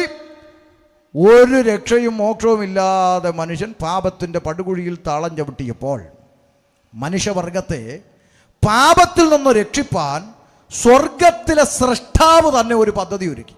ആ പദ്ധതി പ്രവാചകന്മാർ മുഖാന്തരം ലോകത്തോട് വിളംബരം ചെയ്തു. എന്താണെന്നറിയാമോ? കന്യക ഗർഭിണിയായി ഒരു മകനെ പ്രസവിക്കും. മനുഷ്യരെ അവരുടെ പാപങ്ങളിൽ നിന്ന് മോചിപ്പിപ്പാൻ സാക്ഷാൽ ദൈവം വേഷത്തിൽ മനുഷ്യനായി അവതരിക്കും. കന്യക ഗർഭിണിയായ ഒരു മകനെ. യേശുക്രിസ്തു ജനിക്കുന്നതിന് ഏകദേശ കണക്ക് പണ്ഡിതന്മാർ പറയുന്നത് ഏകദേശം 700-ൽ പരം വർഷങ്ങൾക്ക് മുമ്പാണ്. യെശയ്യാവ് പറയുന്നത് കന്യക ഗർഭിണിയായി ഒരു ആരെ പറ, വേഗം പറ. മകനെ. മകനെ. 700 വർഷം മുമ്പ് പറഞ്ഞു മകനെ എന്ന്. പ്രസവിച്ചപ്പം മോളായോ പറ. പിന്നെ ആരായിരുന്നു? ദൈവത്തിൻ്റെ പ്രവാചകൻ 700 വർഷം മുമ്പ് മോനെന്ന് പറഞ്ഞാലും മോന. ഇവിടുത്തെ പ്രവാചകന്മാർ 6 മാസം ഉള്ളപ്പോൾ പറയും മോന, പ്രസവിച്ചപ്പോൾ മോള. പിന്നെ ആ വഴി പുള്ളിയെ വ്യത്യാസം മനസ്സിലാക്കാൻ വേണ്ടിയാണ് പറഞ്ഞത്. ദൈവത്തിൻ്റെ പ്രവാചകൻ ഒരു വാക്ക് പറഞ്ഞാൽ ഉവ്വ്, അതിൻ്റെ അപ്പുറത്ത് ആകാം, ചിലപ്പോൾ, നോക്കട്ടെ. ഈ പരിപാടി ഒന്നും പ്രവചന ശബ്ദത്തിലില്ല. ഉണ്ടോ? നമ്മൾ ആരോടൊക്കെയോ ദൈവം ഇടപെടുന്നു. അതെന്തൊരു ഇടപെടലാടാ? ഏതോ ഒരാളോട് ദൈവം സംസാരിക്കുന്നു. അതെന്താ? വേദപുസ്തകത്തിൽ അങ്ങനെ കറക്കി കുത്തില്ല. കൃത്യമായി ഇതായിരിക്കുന്ന സഹോദരനോട് ദൈവം ഇങ്ങനെ പറയുന്നു. ഇനി അങ്ങനെ പറഞ്ഞാലും ഇവിടെ പേര് വിളിക്കുന്ന ആളുകളുണ്ട്. ഇവിടെ ചിലർ പേര് വിളിക്കുമ്പോൾ ബിന്ദു, സിന്ധു, ഇങ്ങനെയൊക്കെ വിക്കി വിളിക്കും. വേദപുസ്തകത്തിൽ വിക്കനായ മോശ ദൈവകാര്യത്തിൽ എടുക്കപ്പെട്ടപ്പോൾ അവൻ്റെ വിക്ക് മാറി സ്ഫുടമായിട്ട് സംസാരിച്ചു. ഇവന്മാർക്കൊക്കെ ആത്മാവ് ഉയർന്ന ഉടനെ വിക്ക് ബി ബാബു രാ ഇങ്ങനെ വിളിക്കുക. എന്താ ഈ വിക്ക് വരുന്നതെന്ന് നമുക്ക് മനസ്സിലാകുന്നില്ല. പേര് വിളിക്കാനൊക്കെ ദൈവത്തിന് പറ്റും. അതില്ലാന്നൊന്നും ഞങ്ങളാരും ഞങ്ങളാരും കൃപാപര ശുശ്രൂഷകളിൽ വിശ്വസിക്കുന്നതുകൊണ്ടാണല്ലോ ഇവിടെ ഇരുന്ന് ആരാധിക്കുന്നത്. നമ്മളെതിരല്ല. പക്ഷേ അത് ദൈവത്തിൻ്റെ ആത്മാവാണോ വ്യാജ ആത്മാവാണോ എന്ന് തിരിച്ചറിയാനുള്ള വിവേചനപരം കൂടെ ഉണ്ടായിരിക്കണം. ഇനി ചിലർ പറയും കൃത്യം ദൂതായോണ്ട് അത് ദൂതനാകണമെന്നില്ല. പൗലോസിനോടും ശീലാസിനോടും പുറകെ ഒരു അമ്മച്ചി വന്നിച്ച് പറഞ്ഞു, ഇവർ അത്യുന്നതനായ ദൈവത്തിൻ്റെ ദാസന്മാര് രക്ഷാമാർഗം പ്രസംഗിക്കാൻ ഇവിടെ വന്നിരിക്കുന്നത്. ഇവർ പൗലോസിനെ മുമ്പ് കണ്ടിട്ടുണ്ടോ? ഉണ്ടോ? പറ. നേരത്തെ പരിചയമുണ്ടോ? ഇല്ല. പക്ഷെ പറഞ്ഞത് കൃത്യമാണോ? കൃത്യം തൂത്. നമ്മളെങ്ങാണുവാണെങ്കിൽ 3 ദിവസത്തെ ഉപവാസ പ്രാർത്ഥനയ്ക്ക് ഡേറ്റ് മേടിച്ചിട്ടേ ആൻറ്റിയെ വിടത്തുള്ളൂ. എന്തൊരു തൂത് ആൻറ്റി അടിച്ച്, കൃത്യം തൂത് അല്ലേ? നമ്മൾ മനസ്സിലാക്കണം. ഇനി പേര് വിളിച്ചതിനും നമുക്ക് തടസ്സമില്ല. സക്കായി കാട്ടുമരത്തെ കയറിയിരുന്നു. യേശു കർത്താവ് കാട്ടുമരത്തിൻ്റെ കീഴെ എത്തിയ മേപ്പോട്ട് നോക്കി ഒറ്റ വിളിയാ, സക്കായി ഇറങ്ങി വാ. എന്തുവാ അല്ലേ? Crystal clarity. എന്നാ ദൂത. പ്രിന്റിങ് മിസ്റ്റേക്ക് കൊണ്ട് പോലും ഒരു സ അധികം വന്നിട്ടില്ല. ഉണ്ടോ നിങ്ങളുടെ ബൈബിളിൽ? സക്കായിയെ എന്ന് എഴുതിയിരിക്കുന്നിടത്ത് പ്രിന്റിങ് മിസ്റ്റേക്ക് ഉണ്ടെങ്കിലും ഒരു സായും കൂടെ വന്നിട്ടുണ്ടോ? സ സ സക്ക സക്ക ചക്ക അല്ല വിളിക്കുക സക്ക അങ്ങനാണോ? ഇങ്ങനൊന്നും ആ പരിപാടിയൊന്നും ഇതിനകത്തില്ല. സക്ക സക്ക ചക്ക അങ്ങനൊന്നുമില്ല. ഒരു പരിപാടിയില്ല. സക്കായിയേ ക്ലാരിറ്റിയാ. പ്രവചനം എന്ന് പറയാം. പോട്ടെ, അത് ഇവിടെ എടുക്കാൻ സമയമില്ല. അകത്ത് ഉപവാസ പ്രാർത്ഥനയ്ക്ക് വിളിച്ചാൽ, സഹിക്കാൻ മനസ്സുണ്ടെങ്കിൽ വിളിച്ചാൽ അത് എടുക്കാം. അപ്പൊ ശ്രദ്ധിച്ചോ. അപ്പൊ പ്രവാചക ശബ്ദം വിളിച്ചു പറഞ്ഞു, കന്യക ഗർഭിണിയായ ഒരു മകനെ പ്രസവിക്കും. ശേഷം 300 വർഷം പിന്നിട്ടപ്പോൾ കയറി വരുന്നു മീഖാ പ്രവാചകൻ. ആ പ്രവാചകൻ ഒന്നുകൂടി ഉറപ്പിക്കുക. യെശയ്യാവ് പറഞ്ഞ ആ രക്ഷകൻ ഉണ്ടല്ലോ, അവൻ ബത്ലഹേം എന്ന ഗ്രാമത്തിൽ എഫ്രാത്ത എന്ന വില്ലേജിൽ ജനിക്കും.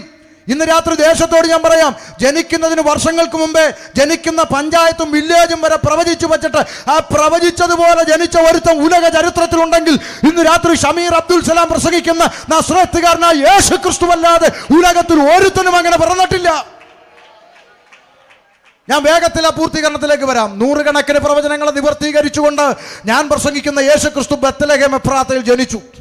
30 വയസ്സ് വരെ അമ്മയപ്പന്മാർക്ക് കീഴടങ്ങി ജീവിച്ച് ഒരു മാതൃകാ ജീവിതം കാണിച്ചു തന്നു. മക്കളോട് പറയാം, 30 വയസ്സ് വരെ ദൈവമാണ് അധികാരം നാക്കിൻ തുമ്പത്തുണ്ടായിട്ടും അമ്മയപ്പന്മാർക്ക് കീഴടങ്ങി ഒരു ജീവിതം കാണിച്ചു തന്നു. 30 വയസ്സ് വരെ. ഇവിടെ ചിലത് 18 ആകാൻ കാത്തിരിക്കുക, കാണിച്ചു തരാൻ തള്ളയെന്ന്. 6 മാസം കൂടെ കഴിയട്ടെ, 18 കാണിച്ചു തരാമെന്ന്. ഇല്ല, കീഴടങ്ങി ഒരു മാതൃകാ ജീവിതം കാണിച്ചു തന്നു. ആമേ. സർവ്വ മനുഷ്യന്റെയും പാപത്തിന് പരിഹാരം വരുത്തുവാൻ പാപത്തിന്റെ ശമ്പളമാകുന്ന മരണമെന്ന ശിക്ഷാവിധി സ്വന്തം ശരീരത്തിൽ ഏറ്റുവാങ്ങിക്കൊണ്ട് കാൽവരിയിലേക്ക് യേശു നടന്നു കയറി. ഇന്ന് രാത്രി പുറം കണ്ണടച്ച് അകക്കണ്ണ് തുറന്ന് ആ കാൽവരിയിലേക്ക് നോക്കിയാൽ ഒരു കാഴ്ച കാണാം. ആയിരങ്ങളിൽ 10,000ങ്ങളിൽ സുന്ദരനായവൻ, വെണ്മയും ചുവപ്പുമുള്ള എൻ്റെ പ്രിയൻ കണ്ടോ കാൽവരിയിൽ. കണ്ടാൽ തിരിച്ചറിയാത്ത, അവനെ കണ്ടാൽ ആളല്ല എന്ന് തോന്നുമാർ, അവൻ ആഗ്രഹിക്കത്തക്ക സൗന്ദര്യമില്ലെന്ന്, കോമളത്വം ഇല്ലെന്ന്, രൂപഗുണമില്ലെന്ന് പ്രവാചകൻ പറയുമ്പോൾ ശൂന്യങ്കാരത്തി പറയുന്നു, അതാ എൻ്റെ പ്രിയൻ 1000ങ്ങളിൽ 10,000ങ്ങളിൽ സുന്ദരനാ, അവൻ വെണ്മയും ചുവപ്പുമുള്ളവനാ, അവൻ അതിശ്രേഷ്ഠനാ, അവൻ മനോഹരനാ എന്ന് പറയുമ്പോൾ ഇവിടെ പറയുന്നു അവനെ കണ്ടാൽ ആളല്ല എന്ന് തോന്നുമാറ്. എന്തുകൊണ്ട് ഇങ്ങനെ ആയി തീർന്നു? 1000ങ്ങളിൽ 10,000ങ്ങളിൽ സുന്ദരനായവൻ, വെണ്മയും ചുവപ്പുമുള്ള പ്രിയൻ കണ്ടോ കാൽവരിയിൽ തൂങ്ങിക്കിടക്കുന്ന കാഴ്ച. എന്തേ അവൻ ഇങ്ങനെ കിടക്കുന്നു?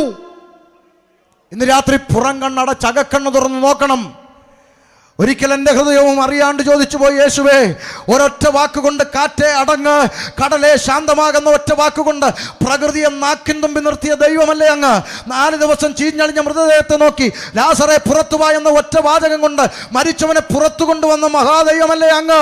അങ്ങൊരു വാക്ക് കൽപ്പിച്ചിരുന്നെങ്കിൽ ഈ റോമാ സാമ്രാജ്യത്തെ മുഴുവൻ കത്തിച്ച് ചാമ്പലാക്കി കളയാൻ കഴിയുന്ന അധികാരം നാക്കിൻ തുമ്പത്തിരിക്കെ പ്രവാചകൻ എഴുതി വെച്ചു, അവൻ വായ തുറക്കാതിരുന്നു. അവൻ വായ തുറക്കാതിരുന്നു. എന്തിന്? അങ്ങൊരു വാക്ക് കൽപ്പിച്ചാൽ ഈ റോമാ സാമ്രാജ്യത്തെ കത്തിച്ച് ചാമ്പലാക്കി ക്രൂശിൽ നിന്ന് ഒരു സൂപ്പർ ഹീറോയെ പോലെ നടന്നിറങ്ങി വരാൻ അങ്ങേക്ക് കഴിയുമായിരുന്നിട്ടും എന്താ യേശുവേ അങ്ങത് ചെയ്തില്ല? പരിശുദ്ധാത്മാ വന്നേ പറഞ്ഞു, ഷമീറേ, അവൻ അങ്ങനെ മൗനമായിരുന്നത്, അവൻ വായ തുറക്കാതിരുന്നത് അത് നിനക്ക് വേണ്ടിയാണ്. ഇന്ന് രാത്രി പുല്ലുകുത്ത് ദേശമേ, അത് നിനക്ക് വേണ്ടിയാണ്. ഇന്ന് രാത്രി സഹോദരി, അത് നിനക്ക് വേണ്ടിയാണ്. ഇന്ന് രാത്രി സഹോദര, അത് നിനക്ക് വേണ്ടിയാണ്. എനിക്കും നിനക്കും പകരമായി ഞാനും നീയും അനുഭവിക്കേണ്ടിയിരുന്ന നരകശിക്ഷ, മരണശിക്ഷ എൻ്റെ യേശു ഏറ്റുവാങ്ങി. സ്തോത്രം. മനസ്സിലായോ? സുവിശേഷം കുഞ്ഞുകളിയല്ല. ഞാനും നീയും നരകത്തിന്റെ പടുകുഴിയിൽ കിടന്ന് അനുഭവിക്കേണ്ടിയിരുന്ന നരകയാതനയ്ക്ക് പകരമായി വില കൊടുക്കുവാൻ സ്വർഗത്തിൽ നിന്ന് ഇറങ്ങി വന്നവൻ കാൽവരിയിൽ തൻ്റെ പ്രാണനെ അർപ്പിച്ചു. അരിമത്യക്കാരനായ യോസേഫിന്റെ കല്ലറയ്ക്കൽ യേശുക്രിസ്തുവിന്റെ ഭൗതിക ശരീരം അടക്കം ചെയ്യപ്പെട്ടു.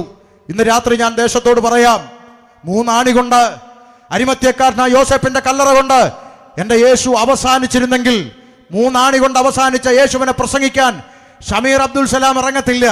3 ആണി കൊണ്ട് അവസാനിച്ച യേശുവിനെ പ്രസംഗിക്കാൻ pastor Siyad Muhammad, pastor Nazeer Alappuzha, pastor Shajahan Malappuram, pastor Muneer Kasaragod, pastor Rafeeq Wayanad, pastor Shajahan Manjeri, pastor Ismail Wayanad, Sauda Beevi, Ramla Thomas, ഞങ്ങൾ ആരും ഇറങ്ങത്തില്ല.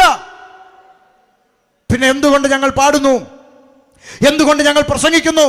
ഞങ്ങൾ പാടുന്നതും പ്രസംഗിക്കുന്നതും കുമ്പനാട്ടും എടത്തുവായിലും പരുമലയിലും കുരിശുമലയിലും അടഞ്ഞു കിടക്കുന്ന ഒരു കല്ലറവാതിക്ക് നിന്നുകൊണ്ടല്ല, കണ്ണാടിക്കൂടിന്റെ മുമ്പിലല്ല, മറിച്ച് ഉലക മഹാന്മാർ അഖിലരും ഒരുപോൽ കല്ലറക്കകത്തൊടുങ്ങി ഒതുങ്ങിപ്പോയപ്പോൾ ഇന്ന് രാത്രി ഷമീർ പ്രസംഗിക്കുന്ന യേശുക്രിസ്തു പാതാളത്തെ ജയിച്ചു, മരണത്തെ ജയിച്ചു, ലോകത്തെ ജയിച്ചു, പിശാചിനെ ജയിച്ചു. യേശു ഉയർത്തെഴുന്നേറ്റു. യേശു ഉയർത്തെഴുന്നേറ്റു. ആ യേശുക്രിസ്തു ഇന്നും ഈ 9:20 ജീവിക്കുന്നു എന്ന് വിശ്വസിക്കുന്നവർ കരങ്ങൾ ഉയർത്തി ദൈവത്തെ സ്തുതിച്ചാട്ടെ. ഹല്ലേലൂയ. എന്ത് സന്തോഷമാണ് എൻ്റെ ഹൃദയത്തിൽ. നിങ്ങളെല്ലാം കൈവക്കി, അതാ സന്തോഷം. കാര്യം നിങ്ങളെല്ലാം വിശ്വസിക്കുന്നു യേശു ഈ 9:20 ജീവിക്കുന്നതല്ലേ? സന്തോഷം, ഒത്തിരി സന്തോഷം. കാര്യം ഞങ്ങളുടെ വീടിൻ്റെ അടുത്ത് പല ക്രിസ്ത്യാനികളുടെയും വീട്ടിൽ യേശു ചത്തുകുത്തി ഭിത്തിയെ കയറി. നിങ്ങൾ വിശ്വസിക്കുന്ന യേശു ഇന്നും അതാ സന്തോഷം. പലരുടെയും വീട്ടിൽ യേശു ചത്തുകുത്തി ഭിത്തിയെ. നിങ്ങളുടെ വീട്ടിൽ നിങ്ങളുടെ കെട്ടിയോനെയോ നിങ്ങളുടെ അപ്പനെയോ വീട്ടിലെ ചെറുക്കൻ ഫോട്ടോ എടുത്ത് സിറ്റൗട്ടിൽ കൊണ്ട് ആണി അടിച്ച് വെച്ച് പൂമാലയിട്ട് ചന്ദനത്തിരിയും കത്തിച്ച് പുകച്ച് മെഴുകുതിരിയും കത്തിച്ച് വെച്ചേച്ച് അപ്പൻ അവിടെ ജീവനോടിരുന്ന് പത്രം വായിക്കുമ്പം ചെറുക്കൻ അങ്ങോട്ട് എത്തി എന്ന് പറയാം, പ്രിയപ്പെട്ട പപ്പായെ, ഇന്ന് പകൽക്കാലം പപ്പായോട് ഞാൻ അറിയിക്കുന്നത്, കഴിഞ്ഞ പകൽക്കാലം കോളേജ് വിട്ട് വരുമ്പോൾ ടീച്ചർ എൻ്റെ ഡയറിയിൽ എഴുതി വിട്ടിരിക്കുന്നു, ഇന്ന് പകൽക്കാലം കോളേജ് കൊടുക്കാൻ 100 രൂപ കൊണ്ട് ചെല്ലണമെന്ന്. ആകെയാൽ ഇന്ന് പകൽക്കാലം കോളേജ് കൊടുക്കാൻ 100 രൂപ തരണമെന്ന് പപ്പായോട് ഞാൻ മമ്മി മുഖാന്തരം അപേക്ഷിക്കുന്നു. ആമേൻ. ജീവനോടിരിക്കുന്ന തന്തയുടെ ഹൃദയം സന്തോഷിക്കോ വേദനിക്കോ? പറയങ്ങോട്ടെ. ചിരിക്കാൻ വേണ്ടി പറഞ്ഞതല്ല. ഈ ലോകത്തിലെ അപ്പൻ്റെ ഹൃദയം പടഞ്ഞെങ്കിൽ, ഈ ലോകത്തിലെ അപ്പൻ്റെ ഹൃദയം വേദനിക്കുമെങ്കിൽ, എടാ വടികൊണ്ടുപോലെ ജീവനോടിരിക്കുന്ന എന്നെ എടുത്ത് മാല എടുത്ത് വെച്ച് 100 വരാനോടാ എന്ന് ഈ ലോകത്തിലെ അപ്പൻ്റെ ചങ്ക് പടയുമെങ്കിൽ, എനിക്കും നിനക്കും വേണ്ടി മരിച്ച് അടക്കപ്പെട്ട് ഉയർത്തെഴുന്നേറ്റ് സ്വർഗത്തിൽ ഇന്നും മധ്യസ്ഥനായി നിൽക്കുന്ന, കല്ലേറ് കൊണ്ട് ചാകാനൊരുങ്ങിയ സ്തേഫാനോസ് ആത്മനിറവിൽ ഉയരത്തിലേക്ക് നോക്കിയപ്പോൾ സ്വർഗം തുറന്നിരിക്കുന്നതും വലത്തുഭാഗത്തെ മതിലിൽ യേശുക്രിസ്തുവിന്റെ ഫോട്ടോയും കണ്ട നല്ലടോ ക്രിസ്ത്യാനി, സ്വർഗം തുറന്നിരിക്കുന്നതും ദൈവത്തിന്റെ മഹത്വവും വലത്തുഭാഗത്ത് മനുഷ്യപുത്രന് സദൃശനായവൻ ജീവനോടെ നിൽക്കുന്നതും കണ്ടു എന്ന് തിരുവെഴുത്ത് എഴുതിയിരിക്കുമ്പോൾ, ജീവനുള്ളവനെ മരിച്ചവനെ പോലെ ആക്കി വച്ചിരിക്കുന്ന ക്രിസ്ത്യാനിയെ നിനക്ക് അയ്യോ കഷ്ടം. യേശു ജീവിക്കുന്നു. ഇനി വീട്ടിൽ ഫോട്ടോ വെച്ചേ മതിയാകൂ എന്ന അത്ര നിർബന്ധം മറിയാമ്മയ്ക്കുണ്ടെങ്കിൽ വെച്ചോ. പക്ഷേ ഈ പണ്ടത്തെ പഴയ സോഡാ കുപ്പിയുടെ കഴുത്ത് പോലെ കവളൊട്ടിയ യേശുവിനെ വെച്ച് അപമാനിക്കാതെ വെളിപ്പാടിൽ യോഹന്നാൻ കണ്ട രൂപം വെച്ച് വരയ്ക്കാൻ തൻ്റെ ഉള്ളവനുണ്ട്, വരയ്ക്കാൻ പറ. 7 പൊൻനിലവിളക്കുകളുടെ നടുവിൽ മാറത്ത് പൊൻകച്ച കെട്ടിയവനായി, വെള്ളോടിന് സദൃശ്യമുള്ള കാലുകളുള്ളവനായി, രാജമുടി ധരിച്ചവനായി, തീ കഷണം പോലെ തിളങ്ങുന്ന അഗ്നിജ്വാലക്കൊത്ത കണ്ണുകളുള്ളവനായി, ആമേ പെരുവെള്ളത്തിന്റെ ഇരച്ചിൽ പോലെ ശബ്ദം പുറപ്പെടുവിക്കുന്നവനായി, സൂര്യനേക്കാൾ വെല്ലുന്ന തേജസ്സുള്ളവനായി വെളിപ്പെട്ടു നിൽക്കുന്ന തേജോമയനായ ക്രിസ്തു. തൻ്റെ ഇടം ഉണ്ടോ? വരച്ചു വെക്ക്. അല്ലാതെ ചുമ്മാ ബാബു ആന്റണിയെ പോലെ മുടിയും നീട്ടി വളർത്തി സോഡാ കുപ്പി പോലെ കഴുത്തു പൊട്ടി കവള് പൊട്ടി യേശുവിനെ അപമാനിക്കരുത്. സ്തോത്രം. യേശു ഉയർത്തെഴുന്നേറ്റു. 2 ഭാഗം പറഞ്ഞു നിർത്തുക. ഉയർത്തെഴുന്നേറ്റ കർത്താവായ യേശു ക്രിസ്തു സ്വർഗാരോഹണം ചെയ്യും മുമ്പ് തന്നെ അനുഗമിച്ച ശിഷ്യന്മാർക്ക് ഒരു അന്ത്യ കൽപ്പന കൈമാറി. അപേക്ഷയല്ല, യാചനയല്ല, ഓർഡർ. മർക്കോസിന്റെ സുവിശേഷം 16:15. ഇനി ഞാൻ തന്നെ പറഞ്ഞു വിടാം, സമയത്തിന്റെ പരിമിതി കൊണ്ടായി. മർക്കോസ് 16:15 അവിടെ എഴുതിയിരിക്കുന്നു, യേശു അവരോട്, നിങ്ങൾ പുറപ്പെട്ടു പോയി ഭൂലോകമൊക്കെയും സകല സൃഷ്ടിയോടും സുവിശേഷം പ്രസംഗിപ്പീൻ. ഇന്ന് രാത്രി പുല്ലുകുത്തി ദേശക്കാരെ, എന്തിന് ഞങ്ങൾ ഈ ഉച്ചഭാഷിണി വെച്ച് കെട്ടി പ്രസംഗിക്കുന്നു? ഉത്തരം, നാട്ടുകാർക്ക് ശല്യം ഉണ്ടാക്കാനല്ല, ആരോടെങ്കിലും വാശിയോ ദേഷ്യമോ തീർക്കാനല്ല. പിന്നെന്താ? എനിക്ക് വേണ്ടി പ്രാണനെ തന്ന, ഞങ്ങൾക്ക് വേണ്ടി പ്രാണനെ തന്ന, മരിച്ചടക്കപ്പെട്ട് ഉയർത്തെഴുന്നേറ്റ യേശുക്രിസ്തുവിന്റെ കൽപ്പന ഇത് സകല സൃഷ്ടിയോടും പ്രസംഗിക്കണം. അത് ദൈവത്തിന്റെ കൽപ്പന ആയതുകൊണ്ടാണ് ഞങ്ങൾ ചെയ്യുന്നത്. ക്ഷമിക്കണം, ആരോടും വാശി തീർക്കാനല്ല. പിന്നെ ചില പയ്യന്മാർ പറയും അത് പ്രസംഗിക്കണ്ട, അതൊക്കെ നിന്റെ മനസ്സേ ഇരിക്കത്തേ ഉള്ളൂ. അതൊക്കെ പ്രസംഗിക്കും. ജീവനുള്ള കാലത്തോളം സുവിശേഷം പ്രസംഗിക്കും. യേശു കർത്താവ് പറഞ്ഞു, സകല സൃഷ്ടിയോടും സുവിശേഷം അറിയിപ്പിൻ. ഇത് പറഞ്ഞിട്ട് കർത്താവായ യേശു ക്രിസ്തു അന്ത്യകൽപ്പന കൈമാറിയിട്ട് ഒലിവുമലയിൽ നിന്ന് സ്വർഗാരോഹണം ചെയ്യുന്ന നിമിഷം, സ്വർഗാരോഹണം ചെയ്യുമ്പോൾ ശിക്ഷകണം മേപ്പോട്ട് നോക്കി നിൽക്കുന്നു. കർത്താവ് അവരുടെ കണ്ണിന് മറഞ്ഞപ്പോൾ സ്വർഗത്തിൽ നിന്ന് വെള്ളവസ്ത്രം ധരിച്ച് 2 ദൂതന്മാർ ഇറങ്ങി വന്ന് ശിഷ്യന്മാരോട് പറഞ്ഞ വാചകം വായിക്കാം. ആമേൻ. അപ്പോസ്തലപ്രവൃത്തി 1:11 ഇങ്ങനെ വായിക്കുന്നു: ഗലീല പുരുഷന്മാരെ, നിങ്ങൾ ആകാശത്തിലേക്ക് നോക്കി നിൽക്കുന്നത് എന്ത്? നിങ്ങളെ വിട്ട് സ്വർഗാരോഹണം ചെയ്ത ഈ യേശുവിനെ സ്വർഗത്തിലേക്ക് പോകുന്നവനായി നിങ്ങൾ കണ്ടതുപോലെ തന്നെ യേശു വീണ്ടും മടങ്ങി വരും. ഇന്ന് രാത്രി പുല്ലുകുത്തിയോട് ഞങ്ങൾ വീണ്ടും പറയുന്നു, യേശു വീണ്ടും മടങ്ങി വരും. ദേശമേ ദേശമേ ദേശമേ കേൾക്ക, യേശു മടങ്ങി വരാൻ പോവുകയാണ്. യേശു വീണ്ടും മടങ്ങി വരും. ഇത് കേട്ട ശിഷ്യന്മാർ എന്ത് ചെയ്തു എന്നുകൂടി വായിച്ച് നമുക്ക് അവസാനിപ്പിക്കാം. ഇത് കേട്ട ശിഷ്യന്മാർ എന്ത് ചെയ്തു വായിച്ചോ. അവർ യെരൂശലേമിന് സമീപത്ത് യേശുവിന്റെ മടങ്ങി വരവിനെ കുറിച്ചുള്ള പ്രവചനം കേട്ട ശിഷ്യന്മാർ കിഴക്ക് ഒലിവുമല വിട്ട് ഒരു ദിവസത്തെ ശബ്ബത്ത് വഴി ദൂരമുള്ള ഒലിവുമല വിട്ട് എവിടെ പോയി? യെരൂശലേമിലേക്ക് മടങ്ങി പോന്നു. ശ്രദ്ധിച്ച് കേട്ടോണം, 1-2 പോയിന്റ് പറയാൻ. യെരൂശലേമിലേക്ക് അവർ മടങ്ങി ചെന്നു. അവിടെ എത്തിയപ്പോൾ അവർ പാർത്ത മാളിക മുറിയിൽ കയറിപ്പോയി. ശ്രദ്ധിച്ച് കേട്ടെ, ശിഷ്യന്മാര് യെരൂശലേമിൽ തിരിച്ചു വന്നിട്ട് എവിടെ പോയി? മാളിക മുറി കയറി. ഇതൊക്കെ ശ്രദ്ധിച്ച് കേട്ടോണം. പെന്തിക്കോസുകാർ കൈന്നിട്ട് പറയുവാണോ എന്ന് അറിയാൻ വേണ്ടിയാണ് ഇത് ശ്രദ്ധിക്കണമെന്ന് പറയുന്നത്. കയറിപ്പോയി, മാളിക മുറി കയറിപ്പോയവരുടെ പേര് വിവരങ്ങൾ അവിടെ രേഖപ്പെടുത്തിയിട്ടുണ്ട്. ഒന്ന് വായിച്ചേ. പത്രോസ്. ആരാ പത്രോസ്? ഒന്നാമത്തെ പോപ്പ്, മാർപ്പാപ്പ എന്നൊക്കെ നാട്ടിലെ ക്രിസ്ത്യാനി പറയുന്ന പത്രോസ്. നല്ല കാര്യം. പത്രോസ്, യോഹന്നാൻ, യാക്കോബ്, അന്ത്രയോസ്, ഫിലിപ്പോസ്, തോമാസ് ലീഹ, ബർത്തലോമായി, മത്തായി, അൽഫയുടെ മകനായ യാക്കോബ്, എരുവുകാരനായ ശീമോൻ, യാക്കോബിന്റെ മകനായ യൂദാസ് ലീഹ, ഇവർ എല്ലാവരും സ്ത്രീകളോടും യേശുവിന്റെ അമ്മയായ മറിയോടും അവന്റെ സഹോദരന്മാരോടും കൂടെ ഒരുമനപ്പെട്ട് പ്രാർത്ഥന കഴിച്ചു പോന്നു. അപ്പൊ ക്രിസ്ത്യാനികളൊന്ന് കേട്ടോണം. കേറിപ്പോയവരുടെ ലിസ്റ്റിൽ പത്രോസ് ലീഹ ഉണ്ട്, തോമാസ് ലീഹ ഉണ്ട്, യൂദാസ് ലീഹ ഉണ്ട്, യേശുവിന്റെ അമ്മയായ മറിയ ഉണ്ട്, സഹോദരിമാരുണ്ട്. ഉണ്ടോ? ഉണ്ട്. പുസ്തകത്തിൽ നിന്നാ പറഞ്ഞത്. ഉണ്ട്. അങ്ങനെ അവരവിടെ കയറി ഒരുമിച്ച് പ്രാർത്ഥിച്ചുകൊണ്ടിരുന്നപ്പോൾ എന്ത് സംഭവിച്ചു? 2-ാം അധ്യായം 1-ാം വാക്യം വായിര്. 2:1 അവരങ്ങനെ പ്രാർത്ഥിച്ചുകൊണ്ടിരുന്നപ്പോൾ അവരുടെ ഇടയിലോട്ട് കുറച്ച് പെന്തക്കോസുകാർ വന്നു. അങ്ങനാണോ? അവർ പ്രാർത്ഥിച്ചുകൊണ്ടിരുന്നപ്പോൾ ജോലിയും കൂലിയും ഒന്നും ഇല്ലാത്ത കുറച്ച് പെന്തക്കോസുകാർ അവരുടെ ഇടയിലോട്ട് വന്നു. അങ്ങനാണോ? അല്ല, അങ്ങനെ ഒരു കാറും വന്നില്ല അമ്മച്ചി. പിന്നെന്തുവാ വന്നത്? പെന്തക്കോസ് നാൾ വന്നു. എന്താ പെന്തക്കോസ്? 50-ാം പെരുന്നാൾ ദിവസം വന്നു. ഡേ ഓഫ് പെന്തക്കോസ്, പന്തക്കുസ്ത പെരുന്നാൾ ദിവസം. ആ പെരുന്നാൾ ദിവസം വന്നപ്പോൾ പെട്ടെന്ന് കൊടിയ കാറ്റടിക്കുന്ന പോലെ ആകാശത്തു നിന്ന് ഒരു മുഴക്കമുണ്ടായി. അവർ ഇരുന്നിരുന്ന വീട് മുഴുവനും നിറച്ചു. അഗ്നിജ്വാല പോലെ പുലർന്നിരിക്കുന്ന നാവുകൾ അവർക്ക് പ്രത്യക്ഷമായി അവർ ഓരോരുത്തരുടെ മേൽ പതിഞ്ഞു. അടുത്ത വാക്ക്, എല്ലാവരും പരിശുദ്ധാത്മാവ് നിറഞ്ഞവരായി. ആത്മാവ് അവർക്ക് ഉച്ചരിപ്പാൻ നൽകിയതുപോലെ അന്യഭാഷകളിൽ സംസാരിച്ചു തുടങ്ങി. എന്ത് സംസാരിക്കാൻ തുടങ്ങി? അന്യഭാഷകളിൽ സംസാരിക്കാൻ തുടങ്ങി. നാട്ടുകാർക്ക് വേണ്ടി ഒരു പോയിന്റ് പറയാം. ഈ അന്യഭാഷ സംസാരിക്കുന്ന കൂട്ടത്തെയാണല്ലോ പൊതുവെ നാട്ടുകാരെന്ത് വിളിക്കുന്നത്? എന്ത് കോസ്? പെന്തക്കോസ്. അങ്ങനെയാണ് ഒന്നാമത്തെ പെന്തക്കോസുകാരി മറിയ, ഒന്നാമത്തെ പെന്തക്കോസുകാരൻ പത്രോസ് ലീഹ, ഒന്നാമത്തെ പെന്തക്കോസുകാരൻ തോമാസ് ലീഹ, ഒന്നാമത്തെ പെന്തക്കോസുകാരൻ യൂദാസ്. ഇവരൊക്കെ ഇല്ല അതിൻ്റെ അകത്ത്? മുണ്ടുന്നില്ല. അന്യഭാഷ ഏതിനാന്നൊക്കെ ഉള്ള പഠനം വേറെ, അതവിടെ കിടക്കട്ടെ. നാട്ടുകാർ പറയുന്നത് എന്താ? ഈ കലവില പറയുന്ന കൂട്ടത്തെ എന്ത് വിളിക്കുന്നേ? പെന്തക്കോസ്. അപ്പം ആ കൂട്ടത്തിൽ ഇവരൊക്കെ ഇരിപ്പില്ലേ? ഉണ്ടോ? അതായി പറഞ്ഞത്. അതുകൊണ്ട് പെന്തക്കോസുകാർക്ക് അമ്മയില്ലെന്ന് ആരും പറഞ്ഞേക്കരുത്. ഇനി ആരെങ്കിലും പറഞ്ഞുകൊണ്ട് വന്നാൽ ചോദിക്കണം, നിങ്ങളുടെ പള്ളി ഫോട്ടോയേ ഉള്ളൂ, ഞങ്ങളുടെ കൂടെ ജീവനോടിരുന്ന് അന്യഭാഷ പറഞ്ഞത് അല്ലേ? പിന്നെ അവരൊക്കെ പറഞ്ഞിട്ടല്ലേ നമ്മൾ പറയാൻ തുടങ്ങി.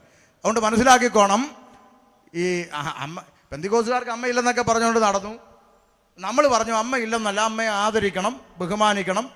സർവശക്തനായ കർത്താവിന് ഉദരത്തിൽ ചുമക്കാൻ ഭാഗ്യം ലഭിച്ച ആ അമ്മയെപ്പോലെ ഭാഗ്യം ലഭിച്ച ഒരു സ്ത്രീ ഉലകത്തിൽ വേറെ ഇല്ലെന്ന് തന്നെയാണ് ഇപ്പോഴും നമ്മളും പറയുന്നത്, വിശ്വസിക്കുന്നത്. പക്ഷേ സഹരക്ഷകയോ മധ്യസ്ഥതയോ ഒന്നും ആക്കാൻ പറ്റത്തില്ല. ആരാധനയ്ക്ക് അർഹൻ ദൈവം മാത്രമേ ഉള്ളൂ നമ്മൾ പറഞ്ഞു. നമ്മൾ പറഞ്ഞപ്പോൾ നമ്മളെ ഇട്ട് ആക്ഷേപിച്ച് കാർക്കിച്ച് തോപ്പി. ഇപ്പോൾ വത്തിക്കാനി എന്ന് പറഞ്ഞപ്പോൾ സമാധാനമായി. അറിഞ്ഞല്ലോ എല്ലാവരും അല്ലേ? വത്തിക്കാനി എന്ന് പറഞ്ഞു. സഹരക്ഷകയെന്നും വിളിക്കരുത്, മധ്യസ്ഥതയെന്നും. ഇത് തന്നെയല്ലേ ഞങ്ങളും പറഞ്ഞേ. ഇപ്പോഴെങ്കിലും കണ്ണു തുറന്നല്ലോ, സന്തോഷം. ഇത്രയൊക്കെ തന്നെ ഞങ്ങളും പറഞ്ഞുള്ളൂ. അതുകൊണ്ട് ആമേൻ. അങ്ങനെ എല്ലാവരും ആത്മാവിൽ ആരാധിക്കാൻ തുടങ്ങി. ശ്രദ്ധിച്ചു. അടുത്തൊരു ചിന്ത, ആ പരിശുദ്ധാത്മാവിന്റെ നിറവിൽ ഒരാൾ പ്രസംഗിക്കാൻ എഴുന്നേറ്റു. ആരാ? പത്രോസ് ലീഗ. ആത്മനിറവിൽ ഒരു ഒറ്റ പ്രസംഗം. എന്ത് സംഭവിച്ചെന്ന് കേട്ടോ? വായിര് 2:37 വായിച്ചോ. 2:37 എന്ത് സംഭവിച്ചു? ഇത് കേട്ടിട്ട്, ഏത് കേട്ടിട്ട്? പത്രോസ് ലീഗയുടെ പ്രസംഗം കേട്ടിട്ട് അവർ ഹൃദയത്തിൽ കുത്തുകൊണ്ട്. നിൽക്കട്ടെ, കേട്ടവിടെ ഹൃദയത്തിൽ എന്തുകൊണ്ട്? വേഗം പറ. എന്തുകൊണ്ടു? നിങ്ങളുടെ ആരുടെയെങ്കിലും ബൈബിളിൽ ഇക്കിളി കൊണ്ടെന്നുണ്ടോ? പറ. ഉണ്ടോ? ഇല്ല. പിന്നെ എന്തുവാ കൊണ്ടേ? കുത്തുകൊണ്ടു. പരിശുദ്ധാത്മാവിൽ നിറഞ്ഞവൻ ആത്മനിറവിൽ പ്രസംഗിച്ചാൽ കേൾക്കുന്നവർക്ക് ഇക്കിളിയല്ല കൊള്ളുന്നത്, ചങ്കത്ത് കുത്തുകൊള്ളും. പുസ്തകത്തിൽ പറയുന്ന ആത്മാവ് നിറഞ്ഞവൻ ആത്മനിറവിൽ പ്രസംഗിച്ചാൽ കേൾക്കുന്നവന്റെ ചങ്കത്ത് കുത്തുകൊള്ളും. ഇരുവായ്ത്തലയുള്ള ഏതു വാളിനേക്കാളും മൂർച്ചയേറിയതും സദ്യമജ്ജ മാംസങ്ങളെ വേർപിടിവിക്കും വരെ തുളച്ചു കയറുന്ന ജീവന്റെ വചനം അകത്തോട്ട് ചെന്നപ്പോൾ കുത്തുകൊണ്ടെന്ന്. ഇവിടെ അധ്യക്ഷൻ പറഞ്ഞു, പിന്നെ ഉദ്ഘാടനത്തിനും ആശംസയ്ക്കോ ഇവിടെ അധ്യക്ഷൻ ഇരുന്നപ്പോൾ പറഞ്ഞു, നമ്മുടെ പിതാക്കന്മാരുടെ കാലത്ത് ഒരു കോംപ്രമൈസും ഇല്ലാതെ പ്രസംഗിച്ച പ്രസംഗം, ഒരു ദിവസം പാപമോചനം, അടുത്ത ദിവസം മാനസാന്തരം, അടുത്ത ദിവസം രക്ഷ, അടുത്ത ദിവസം സ്നാനമെന്ന് അടുക്കടുക്കായി കോംപ്രമൈസ് ഇല്ലാതെ പാരമ്പര്യ ആചാരങ്ങളെ ഖണ്ഡനം ചെയ്തുകൊണ്ട് കൃത്യമായി പ്രസംഗിച്ച കുത്തുകൊള്ളുന്ന പ്രസംഗം നിമിത്തം ആരും പിടിച്ചോണ്ടും വലിച്ചോണ്ടും വരാതെ ആയിരക്കണക്കിന് ലക്ഷക്കണക്കിന് ആളുകൾ ഈ പുസ്തകത്തിൻ്റെ പിന്നാലെ ഇറങ്ങി. അതാ പെന്തക്കോസ്തിൻ്റെ ചരിത്രം. പക്ഷെ ഇന്ന് നമുക്ക് കുത്തുകൊള്ളുന്ന പ്രസംഗമൊന്നും വേണ്ട വേണ്ട. പണ്ട് ഉപവാസ പ്രാർത്ഥനയ്ക്ക് ഒരു പ്രസംഗകനെ വിളിക്കണമെന്ന് പറഞ്ഞാൽ സഭ ആദ്യം ചോദിക്കുന്നത് എന്തുവാരെന്ന് അറിയാമോ? പുള്ളി എങ്ങനെ നന്നായിട്ട് വചനം പ്രസംഗിക്കുമെന്നായിരുന്നു. ഇപ്പം മാറി, ദൂത് പറയൂ. അതാ മാറ്റം. ഇപ്പം വചനമൊന്നും, എന്നാൽ വചനമാണ് ദൂതെന്ന് ഈ പൊട്ടന്മാർക്ക് അറിയത്തില്ല. ഇവർ ഉദ്ദേശിക്കുന്ന ദൂത് എന്താണെന്നറിയാമോ? നടുവേദന, പല്ലുവേദന, ഉളുക്ക്, പിരിപ്പ്, തരിപ്പ്, ഇത് പറയുമെന്നാ. അമ്മാമ്മയുടെ കാലുകൾക്ക് വേദന ഇട്ടുകൊണ്ട് മുട്ടിൻ്റെ മണ്ഡലങ്ങളിൽ വ്യാപരിക്കുന്ന, ഇതാ ഇവർ പറയുന്ന ദൂത്. മനസ്സിലായോ? പരിശുദ്ധാത്മാവ് നിറഞ്ഞവൻ ആത്മനിറവിൽ പ്രസംഗിച്ചപ്പോൾ കേട്ടവരുടെ ഹൃദയത്തിൽ അമ്മാമ ഇന്ന് കുത്തുകൊള്ളുന്ന പ്രസംഗമൊന്നും വേണ്ടാന്ന് സങ്കടം കൊണ്ട് പറയുക. ഇപ്പോഴത്തെ യോഗം കഴിഞ്ഞ ആളുകൾ ഇറങ്ങിപ്പോയി കാറിനകത്തോട്ട് കയറി, 5 മിസ് കോള് കുഞ്ഞമ്മ വിളിച്ചൊന്നും എടുത്ത്, അയ്യോ അടി വിളിച്ചായിരുന്നു, അടി യോഗത്തിലായിരുന്നു, അതാ എടുക്കാൻ, കൺവെൻഷൻ എങ്ങനെ ഉണ്ടായിരുന്നടി, എന്ന് പറഞ്ഞായിരുന്നടി, ചിരി ചിരി ചിരി ചിരി. ഇതാ ഇപ്പൊ കേൾക്കുന്നത്. എനിക്ക് മനസ്സിലാകുന്നില്ല. ഒരു കുത്തും കൊള്ളുന്നില്ല, മാനസാന്തരം ഉണ്ട്, ഇതൊന്നും വേണ്ട. 11 മണി വരെ ചിരിച്ചെന്ന്.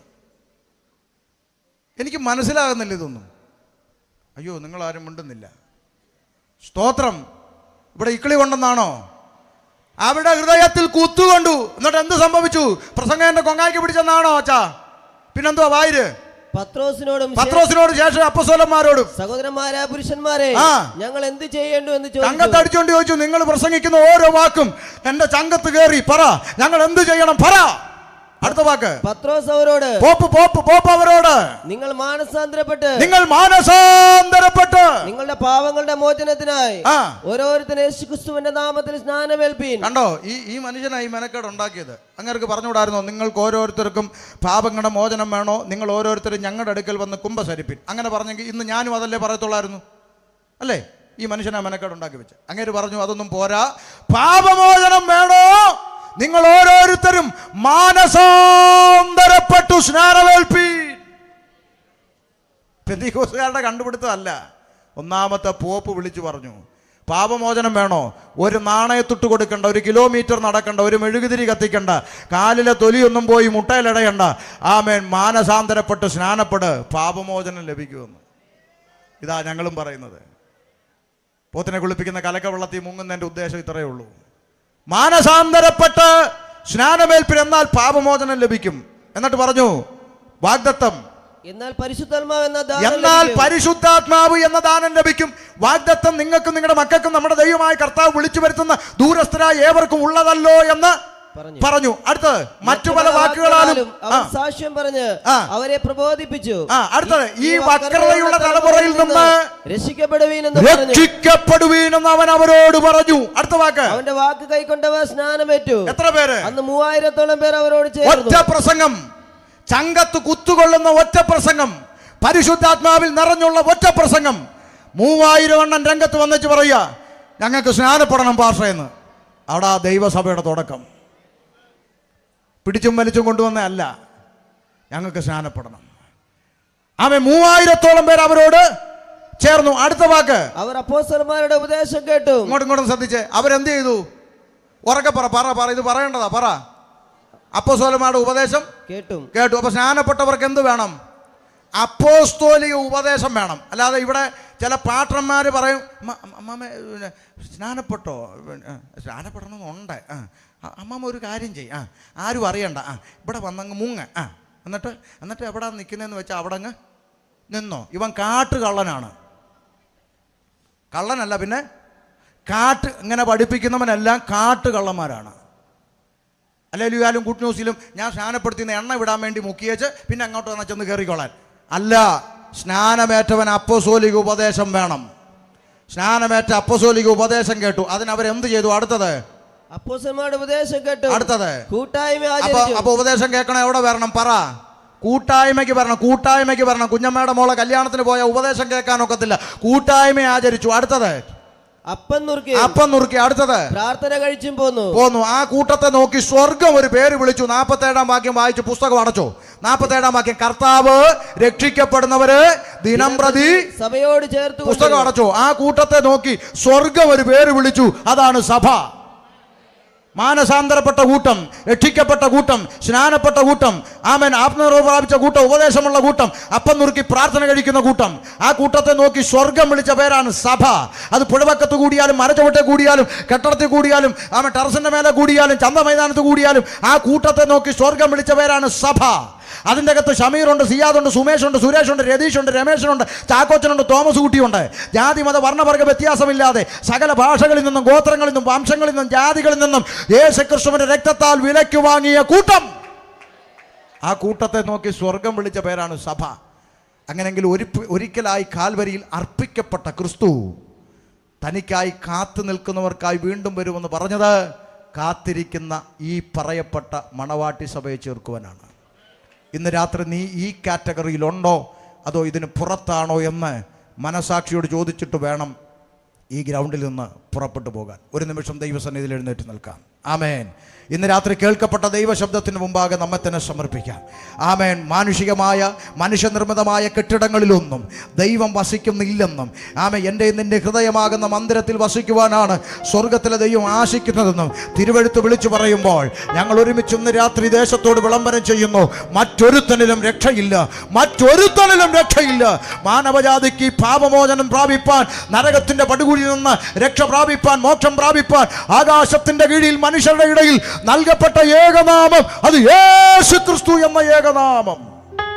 ആ നാമത്തിൽ വിശ്വസിച്ച് മാനസാന്തരപ്പെട്ട് രക്ഷിക്കപ്പെട്ട് സ്നാനപ്പെട്ട് ആത്മനിർവാപിച്ച് വേർപെട്ട് ദൈവത്തെ ആരാധിക്കുന്ന, തനിക്കായി കാത്തു നിൽക്കുന്ന കൂട്ടത്തെ ചേർക്കുവാൻ യേശു ക്രിസ്തു വീണ്ടും വെളിപ്പെടാൻ പോവുകയാണ്. ഇന്ന് രാത്രി ആ കാഹളം ധ്വനിച്ചാൽ, ഇന്ന് രാത്രി ആ കർത്താവ് വന്നാൽ നിശ്ചയമായും എനിക്കും ആ കർത്താവിൻ്റെ കൂടെ പോകണം. അല്ല ഞാനും പോകും എന്ന് ഇന്ന് രാത്രി തീരുമാനമുള്ളവരെല്ലാം ചേർന്ന് കരങ്ങൾ അടിച്ച് ശക്തിയോടൊന്ന് ദൈവത്തെ മഹത്വപ്പെടുത്തി ആനന്ദത്തോടെ കടന്നു പോകാം. ആനന്ദത്തോടെ